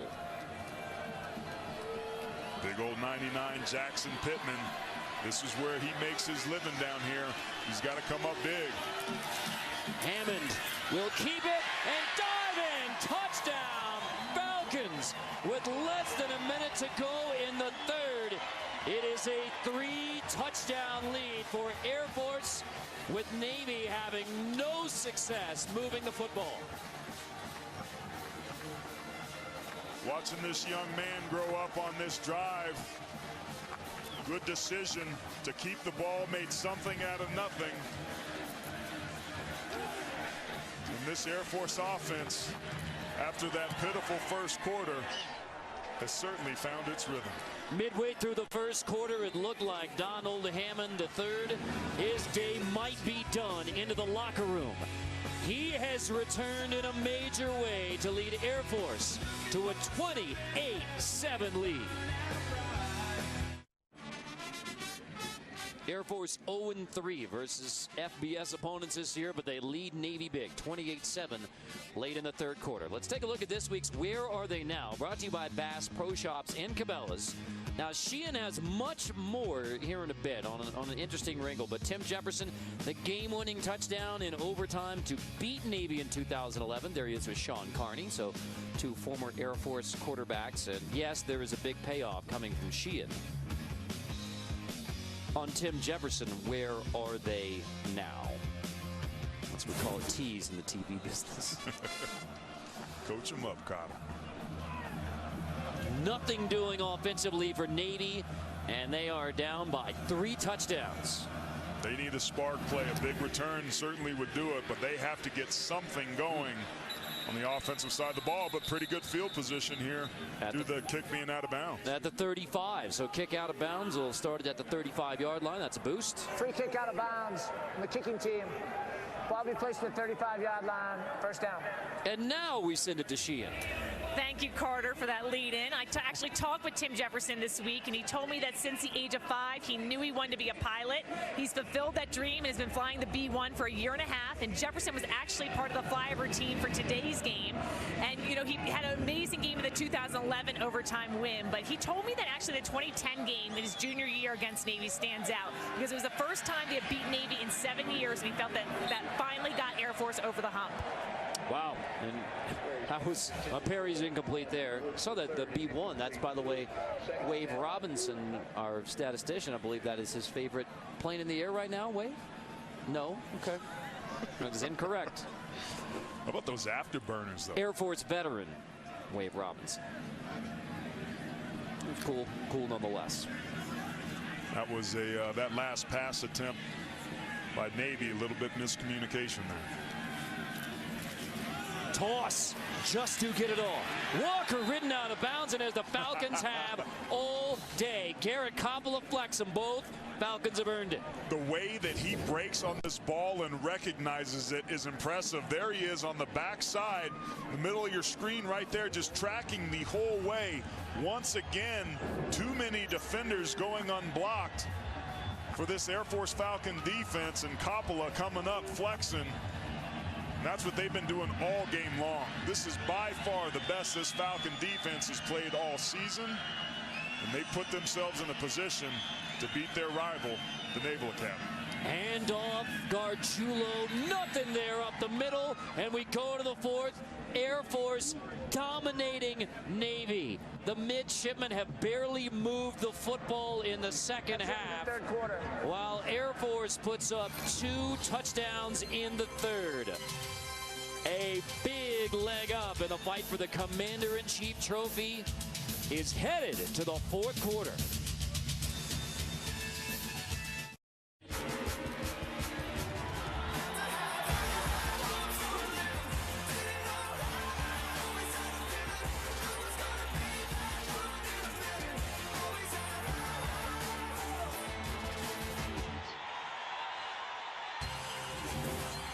Falcons flying high, headed to the fourth. 28-7 the lead on Navy.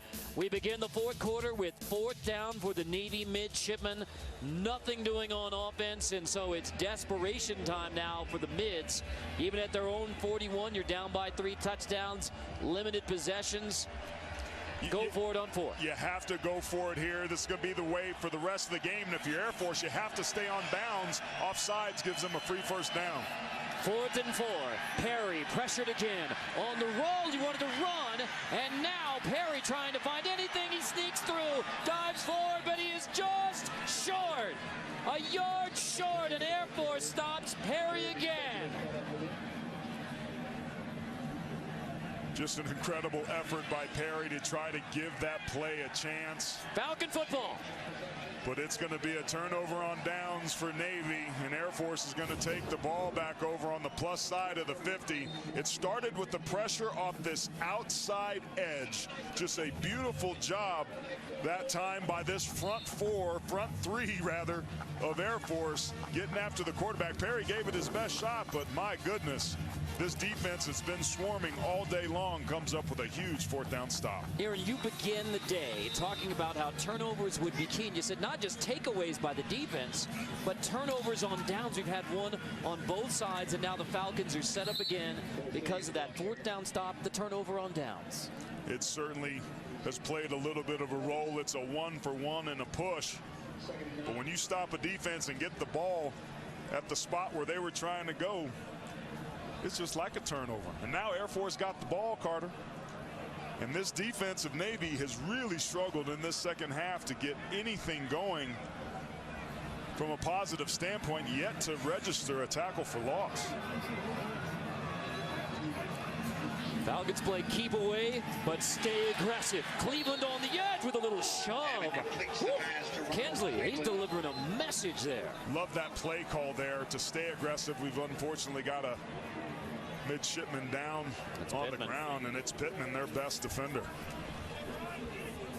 Jackson Pittman, who has played terrific today, the junior from Antioch, Tennessee.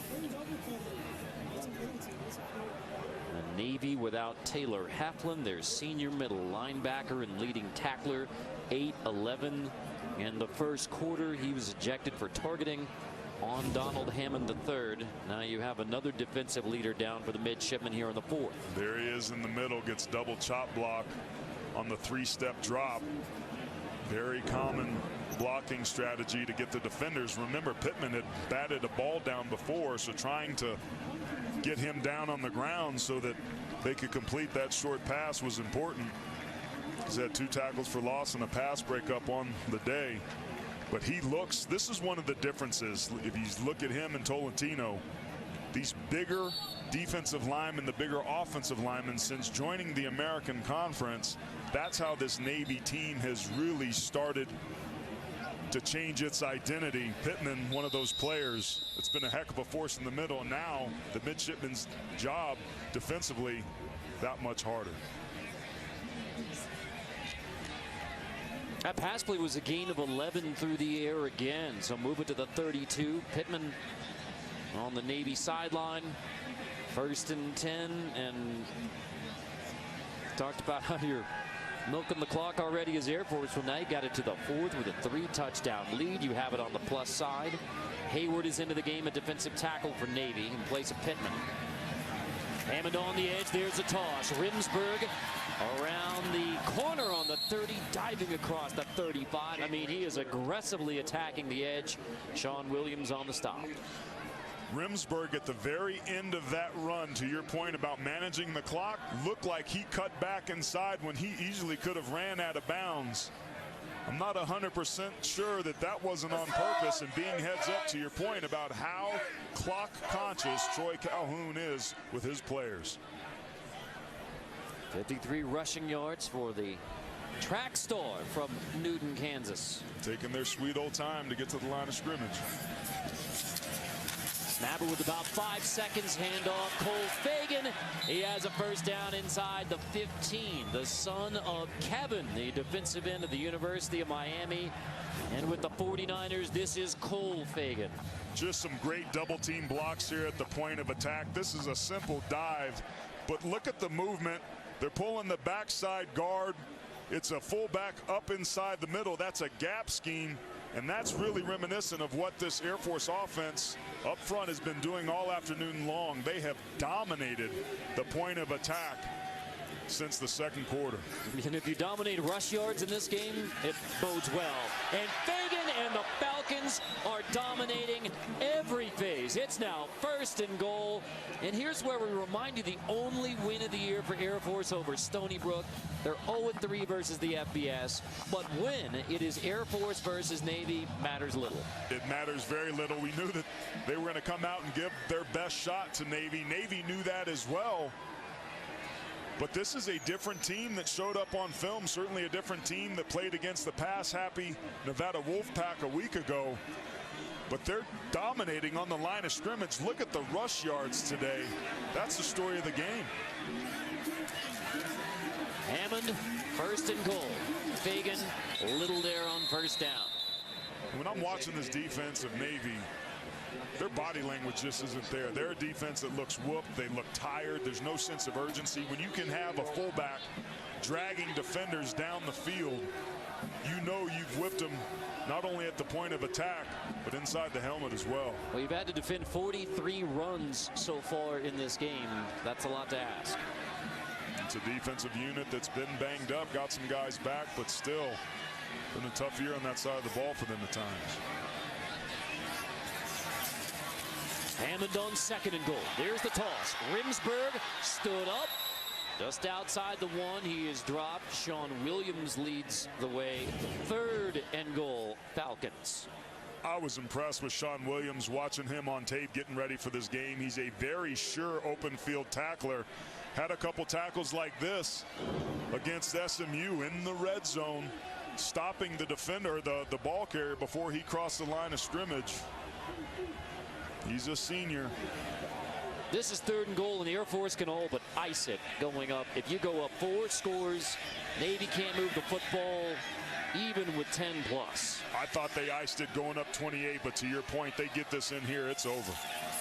Hammond into the end zone. He walks in untouched. Donald Hammond III is writing his name in the Air Force football lore. Knocked out of the game in the 1st quarter.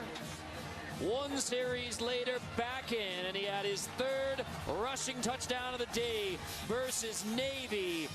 A 34-7 lead in the 4th for the Falcons.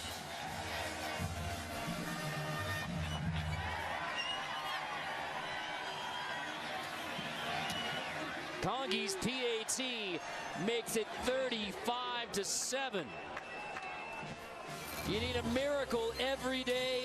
Navy needs one now because Hammond's in the end zone. The Falcons are in danger of flying away.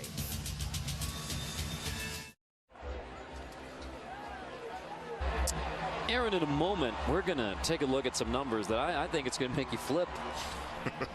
Have you ever done a backflip? Not intentionally. Forward flip? Take a look at the Chick-fil-A game summary. Like I said, it'll make you flip out because, I mean, when you're Navy, you're down by 4 touchdowns, 1 3rd down conversion. Yikes. Yikety yikes. Against SMU, they were 8 for 17 on 3rd down. This is an offense that's predicated about being able to convert and extend the chains, but it's been a pretty paltry day offensively for Ken Niumatalolo and the Navy midshipmen. And they haven't turned it over either. I mean, that was the biggest concern. They had 3 lost fumbles versus SMU. They have 5 lost fumbles on the season. That's touchback. Maybe you'll have it at the 25. Coming up next in the American Yukon, rolling into Memphis to battle the Tigers, followed by some Mountain West mayhem between Colorado State and San Jose State at 10:30 Eastern, only on the 24-hour home of CBS Sports. Well, Malcolm Perry, the numbers are not looking good for him to remain on this list of the FBS's leading rushers. No, that's what's been so surprising with him in this ball game. I mean, he's amongst the most productive rushers in the nation coming into today. Just hasn't been able to get anything going against this tough Falcon defense. Garrett Lewis in, he's throwing, and he is completing on the outside. That's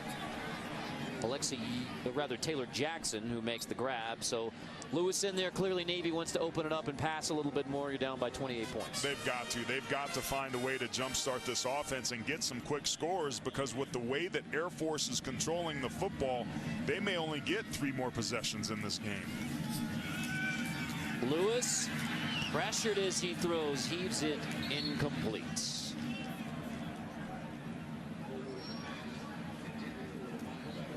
Perry watching at this point.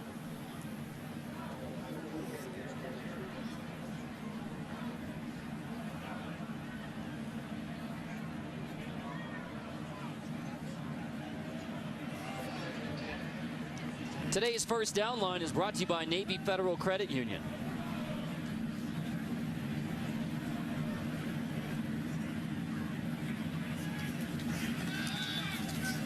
Lewis to the air again, second down, incomplete. Looked like he had Mitchell there for a moment.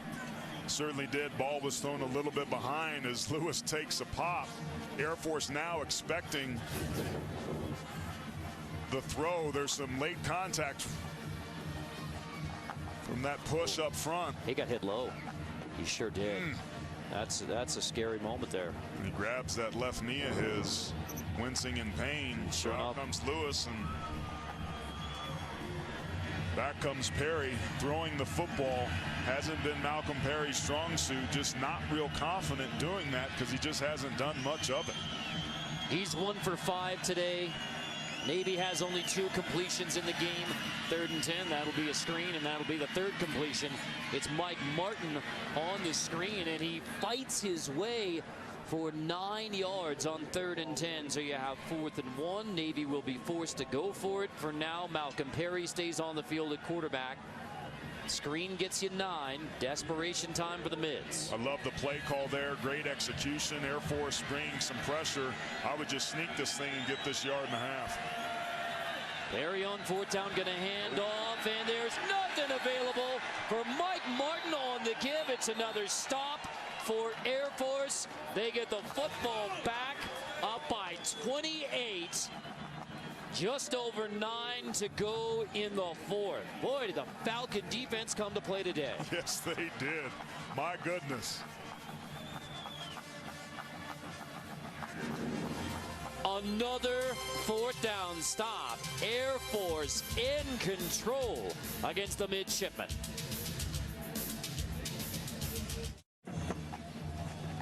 Bundled up and happy, the cadets. A 35-7 lead on Navy here at the United States Air Force Academy. Our rogue, pound for pound, has been the tough young man from Hampton, Georgia, Donald Hammond III.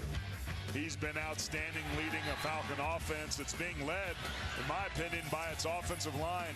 Haven't been too impressed with them coming into this game, but they have exerted their will on this Navy defense up front. And DJ Hammond, take a look at that. First Falcon since Tim Jefferson for 3 rushing touchdowns and a passing touchdown in a game. Tim's happy. And remember, Donald Hammond III, so this is part of, I mean, we literally didn't know until Air Force came out for their first series, whether it would be Isaiah Sanders, who missed the Nevada game with a concussion. So Worthman started again.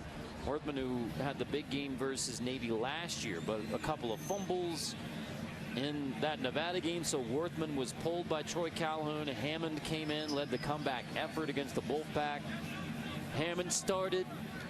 Sanders came in when he was knocked out. Hammond back in the game, and dare I say, Air Force has an answer at quarterback, Donald Hammond III. And as long as he hangs on to that football, I think the quarterback job for the Falcons will be securely his when Air Force goes on the road Friday night at San Diego State, who's handling Boise State right now. Yeah, that's going to be a heck of a matchup with a Falcon offense that certainly has had a fair share of a confidence boost. But Hammond, man, I feel like we've really watched this kid grow up today, made some great decisions. 6 for 10 passing, has been efficient throwing the football.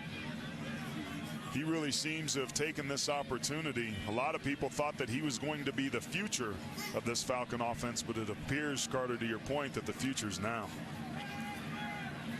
And Bordeaux on 3rd down, he appears to be just short. Now, if you're Air Force in this situation, I think you go for it. You trust your offensive line that has been dominating at the point of attack. If you can extend this drive and continue to bleed the clock, I mean, it puts another nail into a coffin that's about halfway in the ground for the Naval Academy. Pittman is back in the game for Navy at defensive tackle, so that's a good push for 4th and 1. It is all about milking the clock at this point for Air Force. They will go for it on 4th and 1. Hammond close. He appears to have it. Air Force certainly thinks so. It's very close, but he got it, but barely. So more chance to run the clock. I mean, you don't have to snap it on 1st down until 6.5. Move the chains, and it's all about just milking the clock for the Falcons now, up 35-7. Yeah, that's just simple zone blocking up front. And that right side of that offensive line getting just enough to move the chains. But to your point, this ball is going to get snapped at about 4 to 6 seconds from here on out. Air Force would love nothing more than to end this ball game with their offense on the field. Handoff, 1st down. That's Nolan Erickson. Now remember, for Air Force, they didn't have a 1st down in the 1st quarter. And since, it has just been Navy inability to stop anything. 5 of their last 7 possessions have been touchdowns, and one of those possessions ended at the half. So it's really 5 of their last 6. They've been virtually unstoppable. And I haven't seen anything different from a strategy standpoint. I think this is just an offense that decided to wake up and start to execute the plays that are being called. And I think you also have to credit Hammond, the quarterback, for leading the charge. 1st downs is half, 11-1. Hammond pushing again on 2nd and 7. That's another 1st down. Another chance to milk it. I mean, you'll be snapping this on 1st down with close to 5 minutes to go in the game, and it's just run it out now for the Falcons. Navy has the 3 timeouts, but when down by 4 touchdowns, doesn't matter a whole lot. No. You want to take that clock in the 40-second clock. If you can get 120 seconds for each 3 downs, they're just going to snap this thing and do all they can to shorten this ball game. Troy Calhoun is not thinking whatsoever about scoring. He wants to keep getting positive gains and 1st downs so that his defense never has to get back on the field. On 1st and 10, Erickson again. You give it to the junior who just hangs on to the football. You just snap it at 4.5, and it's on 2nd down with a chance to run another play on 3rd down. Go back to 2002 when Air Force beat Navy 48-7. This would be, if it holds, the biggest margin of victory in the series since 2002. Last year was the Shootout Classic in Annapolis when Navy came back to win 48-45. Game-winning touchdown from Zach Abey with 16 seconds left. There appears to be little drama in the last 4.5 minutes of this matchup between the Falcons and the midshipmen. Snapping this one at under 4:30. Bordeaux the carry. And this is why we had that conversation with Troy Calhoun and Ken Niumatalolo, because, I mean, both thinking that this would be a tight game and clock management would be big. But without Abey on the field for Navy and down by 4 touchdowns, it's just watching Air Force run clock. Yeah, Navy was more of a red zone threat. I don't know how much of a difference he would have made in this ball game today with the way Air Force's defense has been playing. There's no question he's an extremely tough ball player, was the quarterback a year ago, put up all those fireworks, almost 1,200 combined total yards of offense. I would expect a pitch here trying to get the ball out in the perimeter to get a big play to get the 1st down. Perfectly executed. Snap it with 3. And Hammond is dropped. So 4th down coming for go there on the stop. When you kick a field goal or going for the 4th down again, it doesn't matter a whole lot because you've effectively led the clock to this point. I think they're going to want to elect to be able to keep this offense on the field and continue to bleed clock. They need to shorten this ball game more so than they need 3 extra points. Probably going to take a timeout as they go in here. You take a timeout another 3 minutes. So just tick it down probably to 1 second. Use the timeout. Shortening the game with a 4-touchdown lead, and there's your timeout. Air Force takes its first timeout of the half. So, 30-second timeout. last year in Annapolis, we were telling you Navy Air Force, whoever wins this game, 23 years, they've gone on to win the Commander-in-Chief Trophy. Well, the Black Knights had a wrinkle in that with that incredible dramatic win over Navy in the snow. So it's now 20 of the last 21 that the winner of this game between Air Force and Navy has gone on to win that Commander-in-Chief Trophy.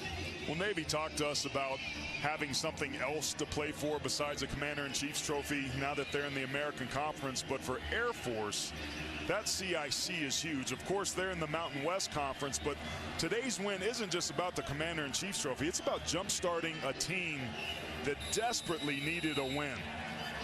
Beating Stony Brook 30-0, only leading for 1 minute, and here they are on the field as suspected, trying to pick up this first down. So Hammond on 4th and 7. I mean, that just basically keep away, so not even trying to go for it on 4th down. They hand the football back, but 2:47 away from singing second.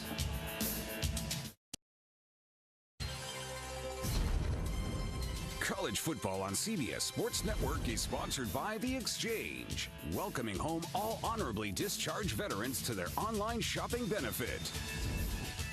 By Ice Cold Dr. Pepper, the official drink of Fansville. And by Rogue, leading provider of American-made strength and conditioning equipment. Yep, it's been a laugher for Air Force, especially after the first quarter. 35-7 Falcons. Dominant. Both sides of the football, particularly on the lines of scrimmage.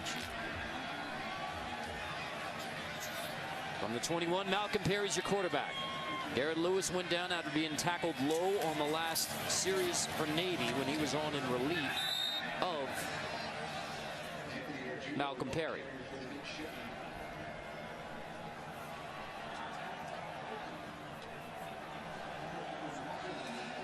Pretty clear Navy's just running this clock out their darn selves. They're huddling up, no sense of urgency. I mean, at this point, you don't want to get Malcolm Perry hurt. I mean, you want to get out of here, take your loss, call it even, play smart football.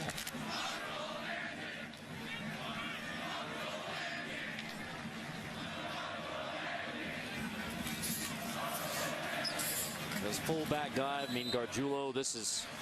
Now, one thing we know about these two teams, it will be contested on every snap, no matter what. But Navy, after 48 points and nearly 500 rushing yards in the 2017 meeting, nothing doing today. Yeah, this offense has really struggled. So many fireworks a year ago, just trading scores, big plays through the air. But you really have to credit this Air Force defense playing out of their minds. But Navy's got some issues offensively. Blocking at the point of attack is not what it's going to need to be moving forward. Fells on the edge has a first down. Mids keep it.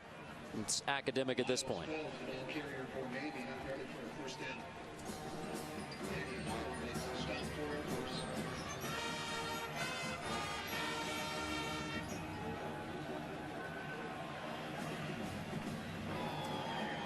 Coach Ken Niumatalolo can't feel good about what his team's done today.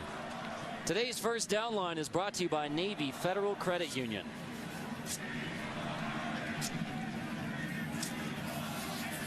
Less than a minute to go. Navy. I mean, this is too little too late. Walker's going to take it near the 50-yard line. Well, AT, Air Force, you talked about breaking it down on film and seeing what you see on film and analyzing it, and then you go, all right. But you just know the Falcons are capable of pulling an incredible effort together, and Troy Calhoun certainly has to be pleased with exactly that. We knew we were going to get great effort today, but at the end of the day, football is a game of blocking and tackling. Air Force did a better job of that, and they simply executed better, and it's a big reason why they've got the biggest win of this young 2018 season. Let's see if they can carry this momentum against a pretty feisty San Diego State team next Friday night. So it's your first win over an FBS opponent this year. You go back to 2 years ago when the Falcons beat Navy here at Falcon Stadium. They were indeed flying high. It was Air Force's 15th consecutive home win, school record. They lost their next home game to Hawaii. Again, the bit of a low tide for Air Force football. They're hoping that the dominant win over Navy today, or their first win versus an FBS team in 2018, a big advantage in the Commander-in-Chief's Trophy round-robin series with Army, Navy, and Air Force. And most importantly, they just played great football today to earn a 35-7 win. Air Force defeats Navy.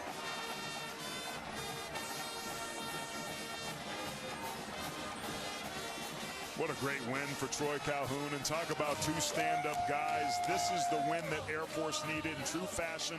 Physical on both lines of scrimmage.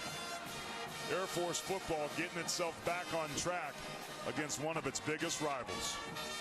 Navy has now lost 8 straight away from Annapolis. And in dominant fashion today, Air Force 35-7. Now the Falcons head back into Mountain West Conference play and take on San Diego State Friday night here on CBS Sports Network. Temple is up next for Navy. That game also next weekend on the 24-hour home of CBS Sports. Navy hopes to have Zach Abey back on the field next week. And we will listen to both alma maters. It will be Air Force singing second in 2018 against the Midshipmen.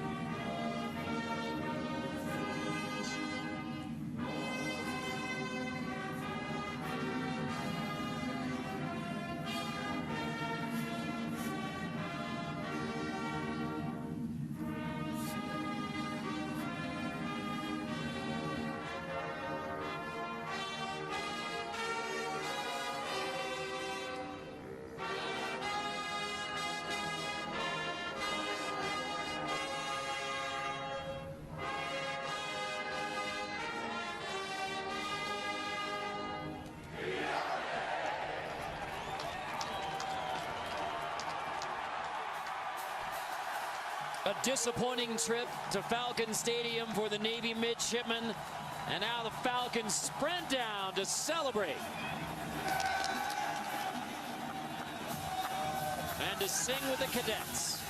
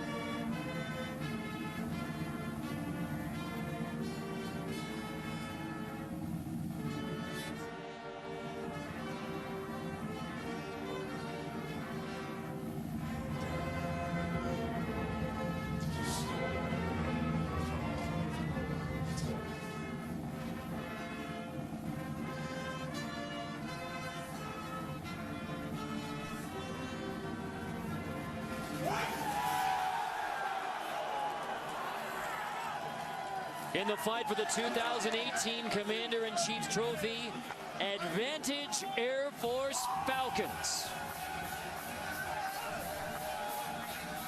Well, Carter, when we spoke with Troy Calhoun this week, he told us that he felt like his team was scrappy. That until now they've created some possibilities, but they need to seize the opportunity and go capture it. Well, it appears that they have done exactly that with just a stellar performance on both sides of the football.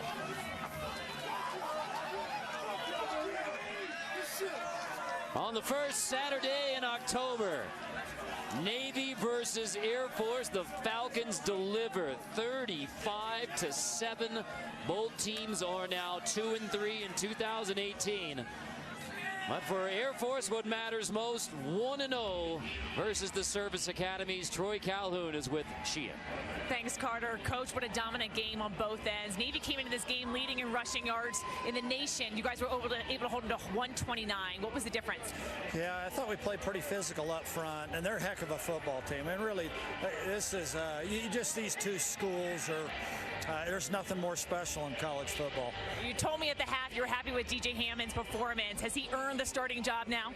Well, we work each day, but I think he certainly didn't hurt himself today. Enjoy the win. Thanks for your time. Thank you. And that's about as revelatory as Troy Calhoun will ever get. 35-7. We have still more to come from Falcon Stadium.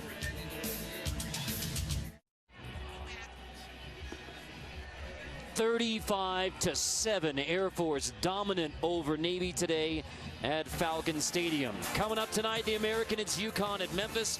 Then we wrap it up in the Mountain West, Colorado State at San Jose State on the 24-hour home of CBS Sports. And right now on the field, Sheehan Stanwyck Birch with Donald Hammond III. Thanks, Carter. DJ, what a game. This was your first start, first time playing against Navy. When did you find out you were starting? This morning. During our walkthrough, Coach told me I was getting a nod, so I had to go get a win.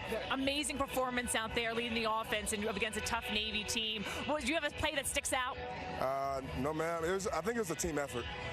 We put out the energy from the defense, and the offense kept the ball moving, so it's a great team win. You left the field for a bit being assessed for an injury, came out and really just kind of energized the entire team. What does it mean to beat Navy? It means a lot. But it's only one piece of the puzzle. To get that trophy, we got to beat Army too, so it's the next step. First leg is done. Congratulations and enjoy the win. Thank you. An incredible performance by Donald Hammond III. 3 rushing touchdowns, a passing touchdown. The final score, 35-7 for Aaron Taylor, Sheehan Stanwyck Birch, our entire crew. I'm Carter Blackburn. This has been a presentation of CBS Sports Network, the 24-hour home of CBS Sports. Now we sit into Brent Stover, Houston Nutt, and Kevin Carter inside college football.